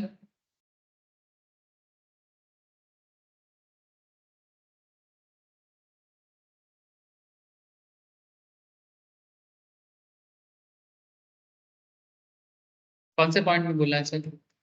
इधर, ये देखो, इन्वेस्टमेंट अमाउंट नेशनल सेविंग में 10,000 का है, और मेडिकल इंश्योरेंस भी पे किया है, और एडवांस टैक्स भी किया है। लेकिन सर ये जो मेडिकल इंश्योरेंस 10,000 और 5,000 का किया है, इसका कुछ बेनिफिट मिलेगा क्या सनन? नहीं मिलेगा सर। क्यों नहीं मिलेगा? सर एक तो कैश में पेमेंट किया है, हम्म, और दूसरा वाला डिपेंडेंट है, लेकिन ब्रदर तो फैमिली का डेफिनेशन में नहीं आता है। Very good sir, very good sir. ठीक है, तो आपको क्या करना पड़ेगा यहाँ पर? आपको यहाँ पर क्या करना पड़ेगा सर? ये जो 10,000 का जो सेविंग सर्टिफिकेट का पैसा है ना सर, ये आप बिल्कुल माइनस कर सकते हो। ठीक है, 10,000 का जो सेविंग सर्टिफिकेट का पैसा है, ये आप 80C के तहत माइनस कर सकते हो। किसके तहत माइनस कर सकते हो सर? 80C के तहत। तो इसका भी एक वर्किंग नोट दे सकते हो, इसका भी एक वर्किंग नोट दे सकते हो। चलो मैं आपको लिखा देता हूँ, चलो लिख लो, लिख लो तो थोड़ा सा आपको हेल्प हो जाएगा।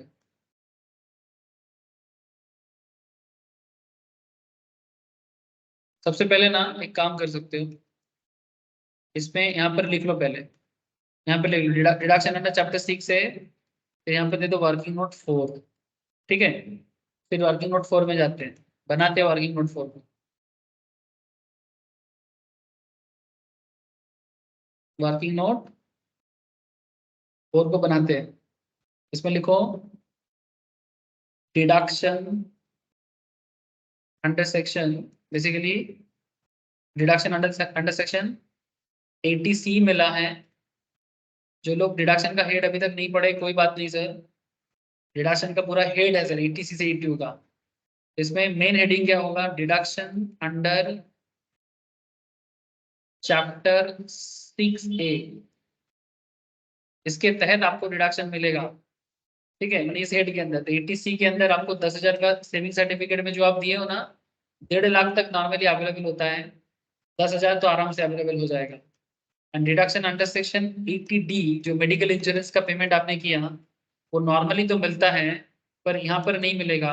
उसका रीजन ये है सर, इसका एक नोट दे दो। इसका रीजन ये है, ये डिडक्शन बोल के लिखो, डिडक्शन अंडर सेक्शन 80D क्यों नहीं मिलेगा, इसका नोट बोल के नीचे दे दो। Premium paid to insure the health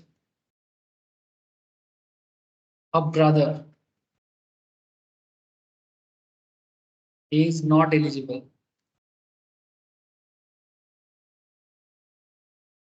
is not eligible for deduction. जो सनोर ने एकदम सही बोला, not eligible for deduction under section 80D। ठीक है, दो इज डिपेंडेंट, ऐसे तो ब्रदर डिपेंडेंट है, दो is dependent but but not included in the definition of family under section 80D। 80D में जो फैमिली मेंबर के बारे में बोला है ना, कि कौन से फैमिली मेंबर का पेमेंट करने से एक्चुअली आप डिडक्शन पाओगे। नॉर्मली फादर मदर, ऐसे मैंने वाइफ का फादर मदर, आपका फादर मदर, ऐसे होता है। ठीक है, वो मैं 80D में बताता हूँ, सेक्शन 80C से 80 के अंदर मैं बताता हूँ इसके डिटेल्स। तो फिलहाल इतना आपको समझना है कि अगर वो डिपेंडेंट है ठीक है, बट अगर वो रिलेटिव में नहीं आता है तो आप उनको उनको पेमेंट तो कर सकते हो बट टैक्स में बेनिफिट नहीं ले सकते। तो यहाँ पर आपको सिर्फ डिडक्शन 10,000 और इसके बीच में सिर्फ 10,000 ही मिलेगा। तो आपका यहाँ पर टोटल डिडक्शन कितना अवेलेबल हो जाएगा?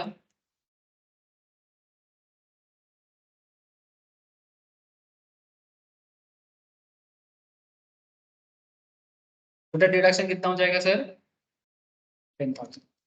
अच्छा, और एक बात आपके मन में चल सकता है सर, कि सर मेजर सन का क्या प्रॉब्लम है, बच्चा बड़ा हो जाए तो क्या माँ बाप से अलग हो जाता है? सर क्योंकि कैश में पे हो रहा है ना, मेडिकल इंश्योरेंस कैश में पेमेंट करने से नहीं चलता है। ठीक है, तो कैश पेमेंट के कारण मेजर सन का पेमेंट भी अलाउ नहीं करेगा। ऐसे तो दोनों ही कैश में कर रहा था, पर 5,000 और 10,000 दोनों कैश में था, पर क्योंकि भाई को अलग इसलिए होना पड़ा, मैंने भाई का बेनिफिट इसलिए नहीं मिलेगा क्योंकि भाई फैमिली में नहीं आता है, और मैंने एज पर इनकम टैक्स। ठीक है, ऐसे तो आता है पर इनकम टैक्स बेनिफिट के लिए नहीं आता है, और मेजर सन फैमिली का पार्ट है, पर क्योंकि ये कैश में हुआ है तो नहीं मिले। हम दोनों कारण एकदम सही बोला है सर, वेरी गुड सर। तो आगे का इसका भी नोट का पॉइंट टू कर सकते हो, मेजर सन के बारे में लिख सकते हो। तो इतना जब लिख ही रहे हो तो थोड़ा ये भी लिख लो, आपको आइडिया लग जाएगा। ऐसे सारा क्वेश्चन सेम नहीं होगा, बट आपको पूरा आइडिया होना चाहिए कि किस चीज के लिए क्या होता है। Premium paid to insure the health of major son, major माने 18+ is not eligible because is not eligible for deduction as even though he is a dependent, even though he is a dependent, even though he is a dependent, ऐसे तो वो dependent है, but since payment is made is cash, since payment in cash, payment is made in cash, क्योंकि cash में किया तो government allow नहीं करेगा। इंश्योरेंस प्रीमियम कैश में करेगा तो अलाउ नहीं करेगा। ठीक है सर, तो ये रीजन था। तो इसलिए आपका यहाँ पर डिडक्शन कितना अवेलेबल हो पाएगा सर? तो मैं कहाँ, इधर कितना दे पाओगे? 10,000 तक की डिडक्शन दे पाओगे सर, 10,000। इसका वर्किंग कर लिए हैं, 10,000 पुट करो। बोलो सर, यहाँ तक क्लियर है बात? यहाँ तक सबको क्लियर है ना?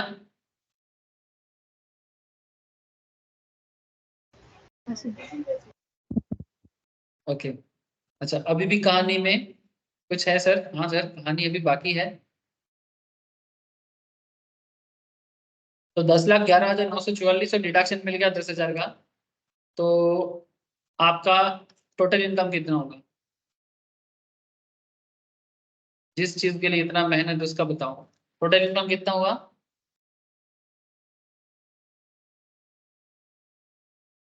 10,01,940। क्या मेरा सही आया है सर? माइनस करना है यहाँ से। ठीक है, अब यही आपका टोटल इनकम है जिसके लिए आप इतना मेहनत कर रहे थे। 10,01,940, this is your total income from different source of income and adjustment करने के बाद। ठीक है सर, हाँ बोलो सर। 944 आएगा ना? तो अच्छा, ये 944 होगा। अच्छा, राउंड ऑफ करने के बाद तो ये आएगा। हाँ सर। सॉरी सर, ठीक सर। टोटल इनकम को राउंड ऑफ कर दे, मैंने नियरेस्ट मल्टीपल ऑफ 10 में, तो राउंड ऑफ करने के बाद आपका आ जाएगा 10,00,000। सॉरी सर, एक छोटा सा गलती मैंने कर लिया था, ये 40 होगा, मैंने राउंड ऑफ करके 40, बट ऐसे तो 944 आ रहा है, क्योंकि income tax nearest multiple of 10 में करता है। इसके बारे में मैं आपको पहले क्वेश्चन में भी बोला था। Thank you sir. अच्छा, अब कहानी में क्या है सर? अब टैक्स लायबिलिटी कैलकुलेट करना।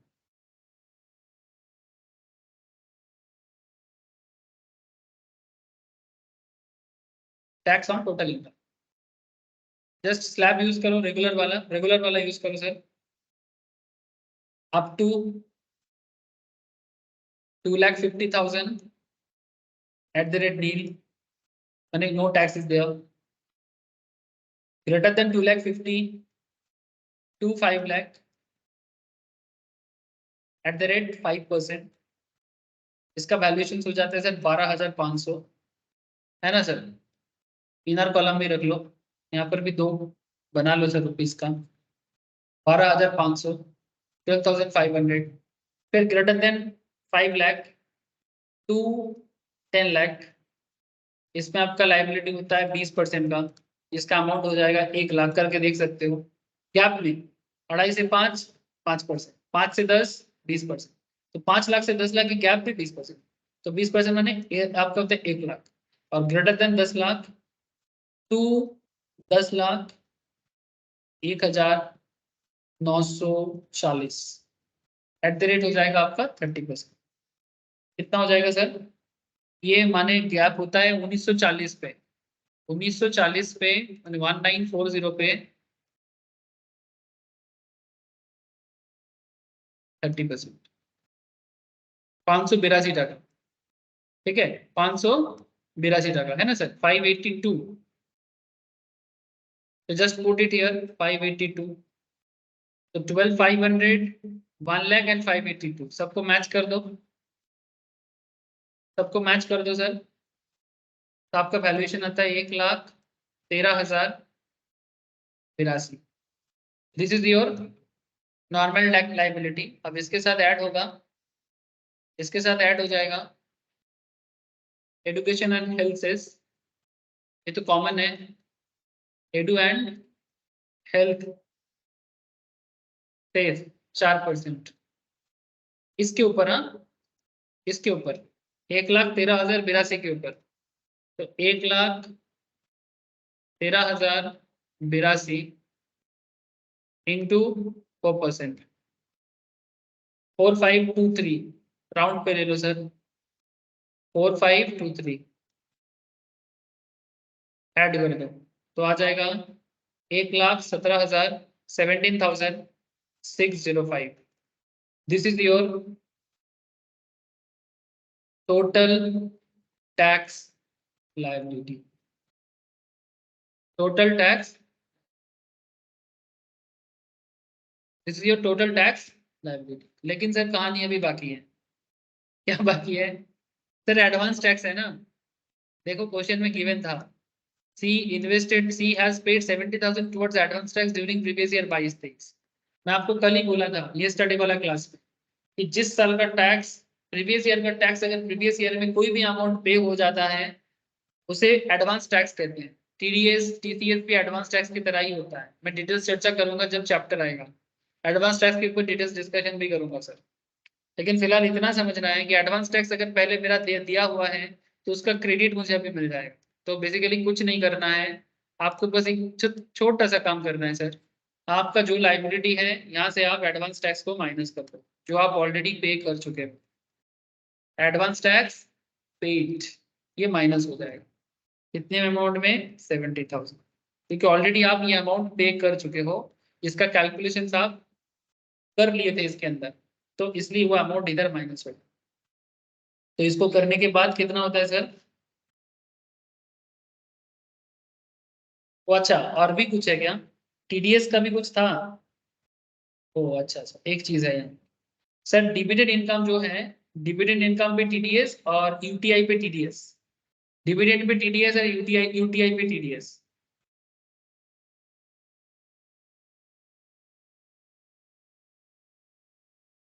यस सर, डिविडेंड पे और UTI पे। देखो यहाँ पर क्वेश्चन में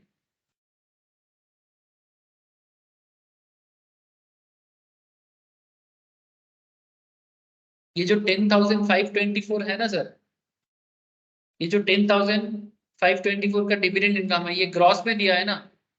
तो ग्रॉस में दिया है मैंने, ग्रॉस में दिया है मैंने, इसका टैक्स आपको काट के पेमेंट करना है। तो इसका TDS कितना होगा?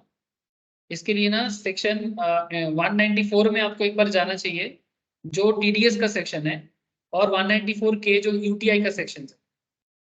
सर इसको क्या किए, इसमें कितना माइनस किए बोलो सर? सर 10%। कितना percent sir? 10%।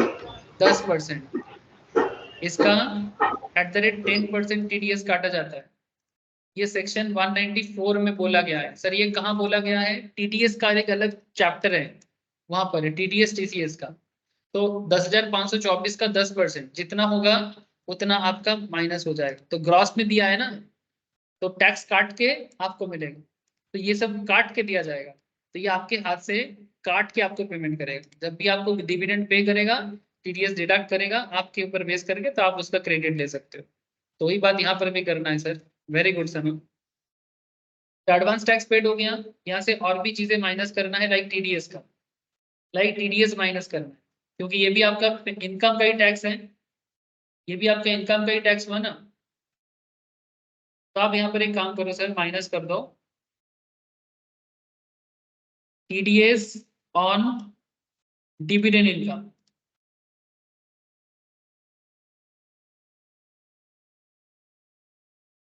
As per dividend income from Indian company, from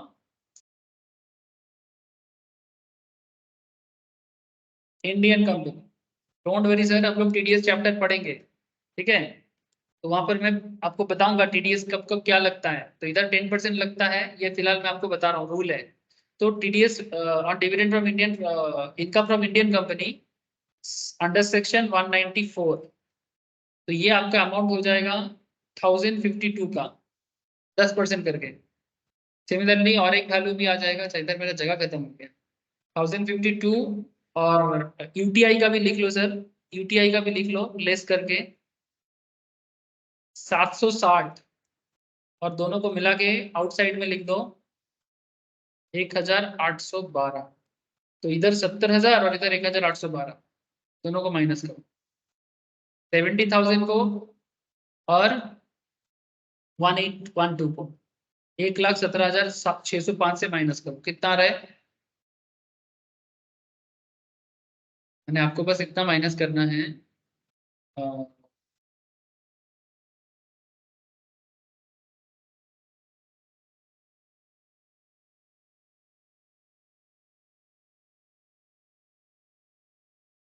1,17,605 minus 70,000 advance tax के लिए, और माइनस करना है 1812, दोनों टीडीएस और टीसीएस का था। तो आपका आ जाएगा 45,793, 45,793,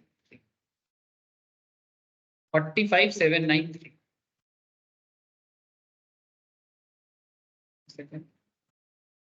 इस अमाउंट से इस दोनों को माइनस करो, एक दो तीन, तीन आइटम माइनस करो, इसको मैं टोटल कर दिया, इन दोनों का ये टोटल है। तो एक और दो आइटम को भी माइनस करके तो भी चलेगा। तो मेरा इधर जगह नहीं है तो मैं इधर लिख रहा हूँ। तो आपका टैक्स पेबल राउंड अप होके हो जाएगा, ऐसे तो नॉर्मल होता है सर 45,793, और राउंड अप होके हो जाएगा 45,790। That's it. नॉर्मली होगा 45,793, राउंड अप होके हो जाएगा 45,790। तो आप लोग ना दो कॉलम करना सर, उसमें मैं कॉलम नहीं, जस्ट ऐसे लिखना, एक टैक्स पेबल का अमाउंट देना ऐसा करके, टैक्स पेबल बोल के लिखना 45,793, और आप फिर से एक बार लिखना टैक्स पेबल, फिर ब्रैकेट में लिख देना राउंड ऑफ, ठीक है। फिर उसमें लिख देना 45,790, क्योंकि नियरेस्ट मल्टीपल ऑफ 10 में चला जाएगा। तो ये हो जाएगा आपका आंसर, ये हो जाएगा आपका आंसर। तो प्लीज मुझे इतना बताओ सर, यहाँ तक का बात क्लियर है कि नहीं।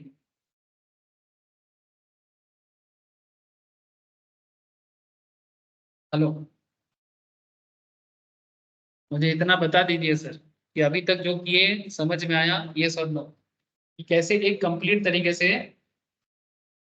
अलग अलग हेड के ऊपर बेस करके हम लोग टैक्स लाइबिलिटी कैलकुलेट कर सकते हैं, वो भी as per old tax reason. अभी तक हम लोग ने किया। सवाल बुझते पारलो ব্যাপারটা। ऑब्वियसली डिफरेंट चैप्टर का डिस्कशन जो लोग अभी तक नहीं सुना है, डोंट वरी, हम लोग एक एक करके सारा चैप्टर पढ़ेंगे। बट और जिनका हो चुका है वो रिवाइज करें, बैकअप करें, लाइव क्लास भी करते रहे। लेकिन एक बात है कि अगर आप अपने आप को रेगुलरिटी करते रहेंगे तो आपको धीरे धीरे सारा बात समझ। अब क्या है सर, यहाँ पर और एक चीज था, 115 बीएससी, जो तो हम लोगों ने किया ही नहीं है।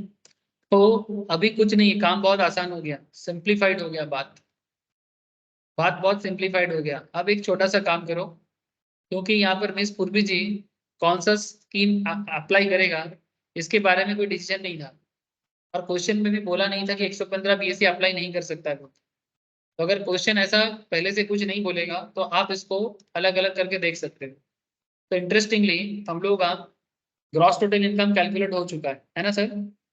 ग्रॉस टोटल इनकम कैलकुलेट हो चुका है, मैंने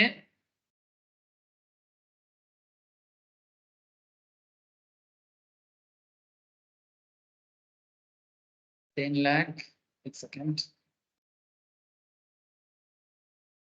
11944, डिडक्शन बस नहीं मिली, डिडक्शन के पहले तक का हिसाब एकदम सेम, डिडक्शन बस नहीं मिला, वो जो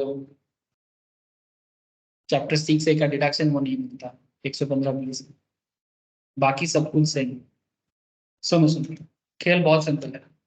यहाँ पर आप जस्ट देख फोकस करें, आप जस्ट इतना फोकस करें, ये जो आप देख रहे हैं ना सर, जीटीआई जितना आया, इसमें डिडक्शन अंडर चैप्टर 6 से जो 10,000 माइनस किया ना सर, 115 बीएससी में ये अलाउड है, ये डिडक्शन आपको नहीं मिलेगा।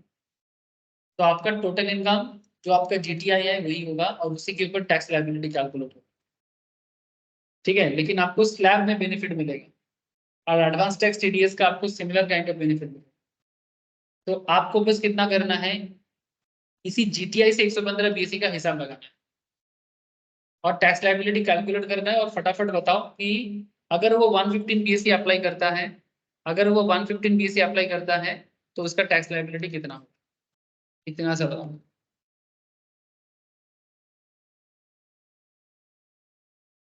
समझ गए ना सर बात को? मैंने बेसिकली कुछ मत करो, छोटा सा एक काम करो,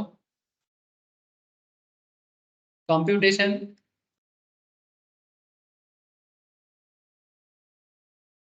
of computation of tax payable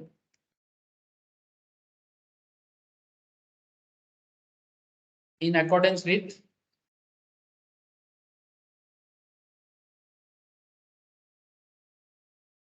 the provision of 115 BAC। ठीक है, जो ये वाला है, this one, new tax regime के हिसाब से करेंगे। ठीक है, तो इसको करना है, तो बाकी सारा काम सेम ही है, बाकी सब कुछ सेम ही है, तो डिडक्शन नहीं मिलेगा सर, बस इतना सा ध्यान रखना है, डिडक्शन नहीं मिलेगा, क्योंकि 115 बीएससी में डिडक्शन अवेलेबल नहीं होता है। तो ग्रॉस टोटल इनकम आपका जो था,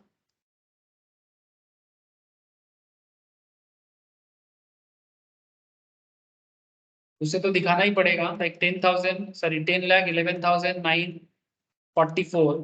ठीक है, 10,11,944, और बस यहाँ पर ये जो लेस डिडक्शन कर रहे थे ना अंडर चैप्टर 6 से, ये ब्रैकेट में लिख दो, no deduction is allowable under chapter 6 से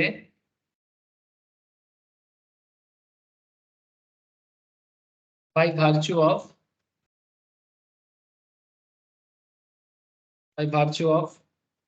सेक्शन, माने बेसिकली virtue of माने as per section 115 115 BSC subsection 2, 115 BSC subsection 2, इस सेक्शन के तहत आप यहाँ पर आपको कोई डिडक्शन नहीं मिले। तो whatever is your GTI, that is your total, आपका total income and GTI same ही है, बिकॉज 115 बीएससी में अलाउड नहीं।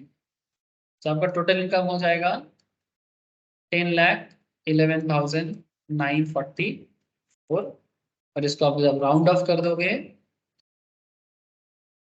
तो आपका हो जाएगा 10,11,940। ठीक है, अब आपका कैलकुलेशन क्या होगा, इसके ऊपर 10,11,940 के ऊपर आप कैलकुलेशन करो, तो कर लो, टैक्स लायबिलिटी कर लो sir.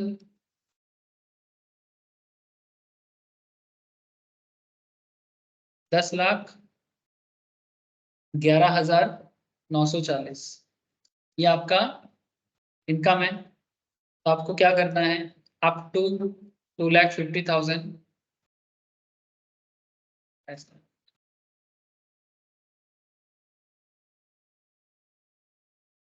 Up to 2,50,000 at the rate भी कोई टैक्स नहीं है, ये तो पहले भी था अभी भी है। 2,50,000 से लेके 5 लाख तक का जो गैप है, उसमें 5% का तब भी था अब भी है, तो ये 12,500 सेम होगा। कहानी में ट्विस्ट यहाँ से आएगा।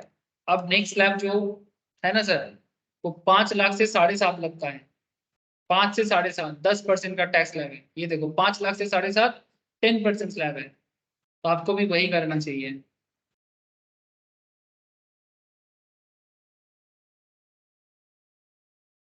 Eight the rate 10%। तो गैप कितने का हुआ? 2.5 लाख का। 2.5 लाख का 10% कितना होता है? 25,000। फिर और एक गैप क्या होगा? 7.5 लाख से लेके 10 लाख का गैप है। इसमें आपका टैक्स लेवल 15% का, तो 2.5 लाख पे अगेन 15% टैक्स लगाओ। 2,50,000 इंटू 15%, 37,500 का टैक्स आएगा। फिर और एक गैप आएगा है ना, 10 लाख।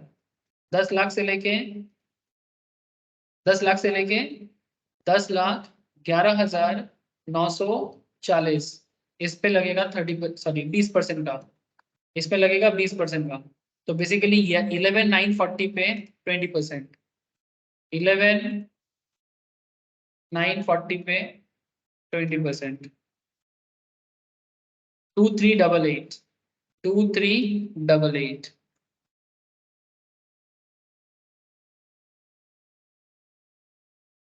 हो गया? सारा ऐड कर दो, 1 2 3 4, सब ऐड करने के बाद कितना आया सर? प्लीज मुझे बताइए। 77,388 आया क्या?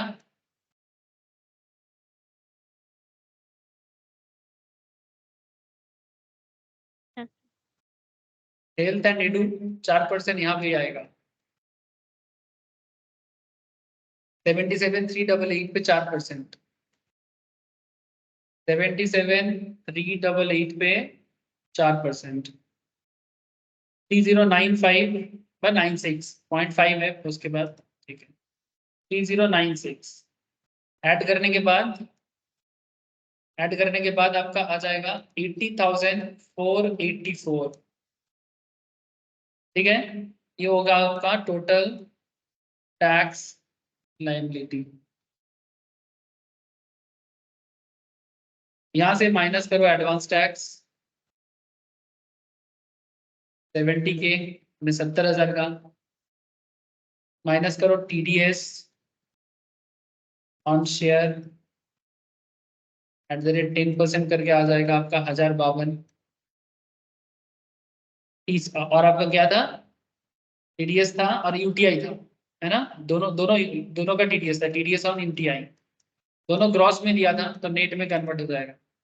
इसका भी @10% करके 760।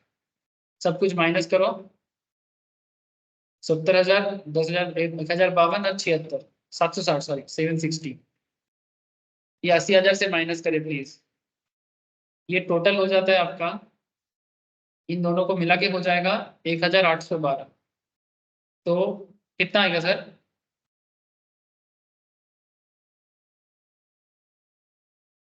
80,484 माइनस 70,000 माइनस 1812, 8672। ये माइनस करने के बाद आपका आ जाएगा 8672।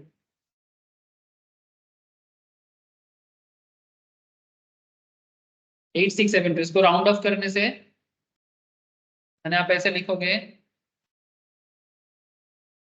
टोटल टैक्स पेबल 8672 और total tax payable round off करके multiple of 10, 8670। This is your answer. Now tell me sir, miss Purvi कौन सा ऑप्शन चूज करेगा? क्योंकि मिस पूर्वी का ये 115 BSc है और इधर आपका उनका लाइबिलिटी हुआ था।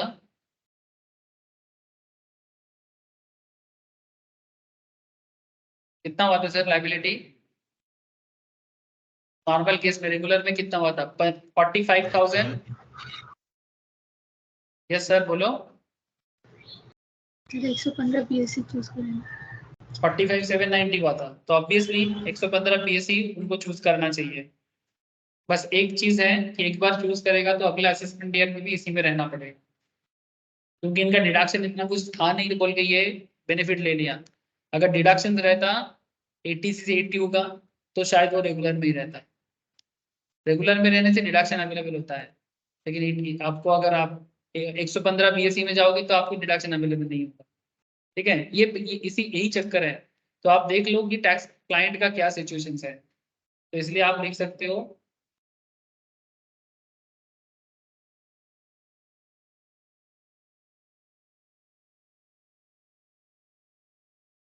आंसर दे दो, एडवाइस कर दो। Since tax payable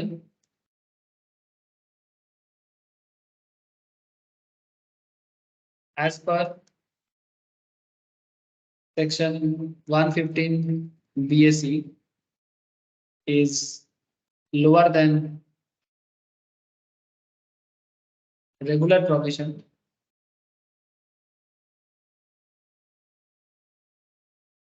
so Miss Purbi opted for 115 BSE.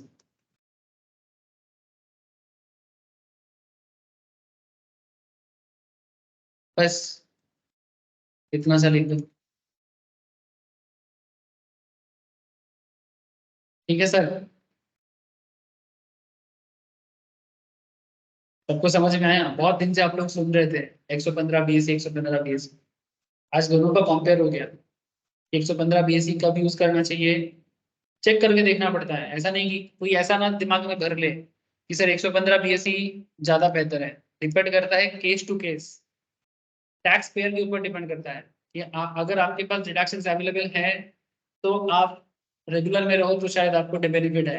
अगर आपके पास डिडक्शन अवेलेबल नहीं है 86 चैप्टर 6 का, तो फिर आप 86 से 80 में जा सकते हो, और आपका बिजनेस इनकम रहने से तभी आपको 115 बीएससी में जाने का मौका मिलता है। ठीक है, ये वाला बात भी आप लिख सकते हो, इस नोट के अंदर ना ऐड कर सकते हो। जो नोट मैंने आपको लिखाया उस नोट के अंदर आप ना ऐड कर दो एक बात, ये जो मैंने लिखा ना ऑप्टेड फॉर 115 बीएससी, इसमें आप थोड़ा सा ऐड कर दो दो चार बातें, तो नोट पूरा हो जाएगा और कंप्लीट हो जाएगा।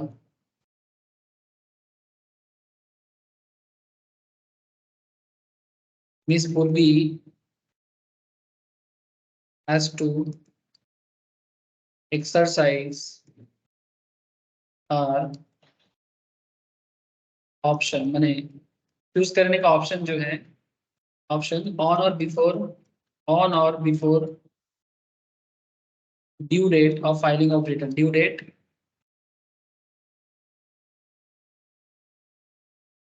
of furnishing the return of income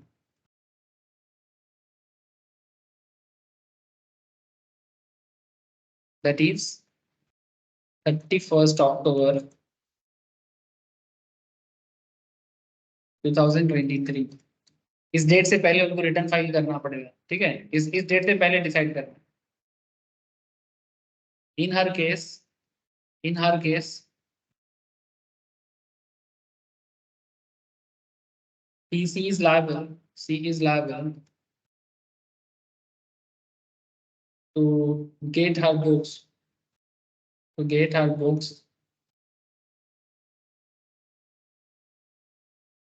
audited. ठीक है, बुक्स माने books of account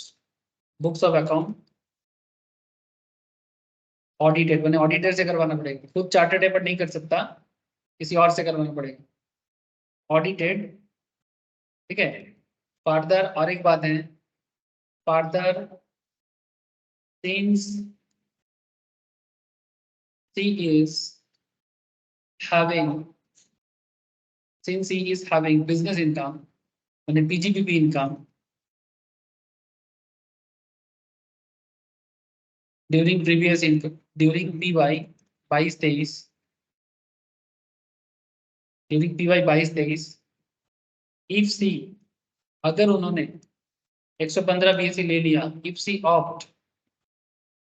opted for 115 BAC, then साथ में जैसे इतना लिख दो, देन the state provision मैंने 115 BSc state provision would apply for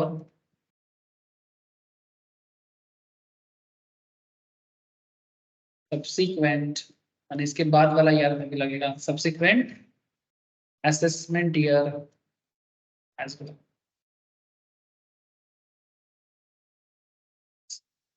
That's it. क्योंकि वो बिजनेस करता है, अगर करंट ईयर में ले लेता है तो नेक्स्ट ईयर में भी उसको इसी प्रोविजंस पे चलना पड़ेगा, तब ये नहीं बोल सकता नहीं मुझे रेगुलर में जाना।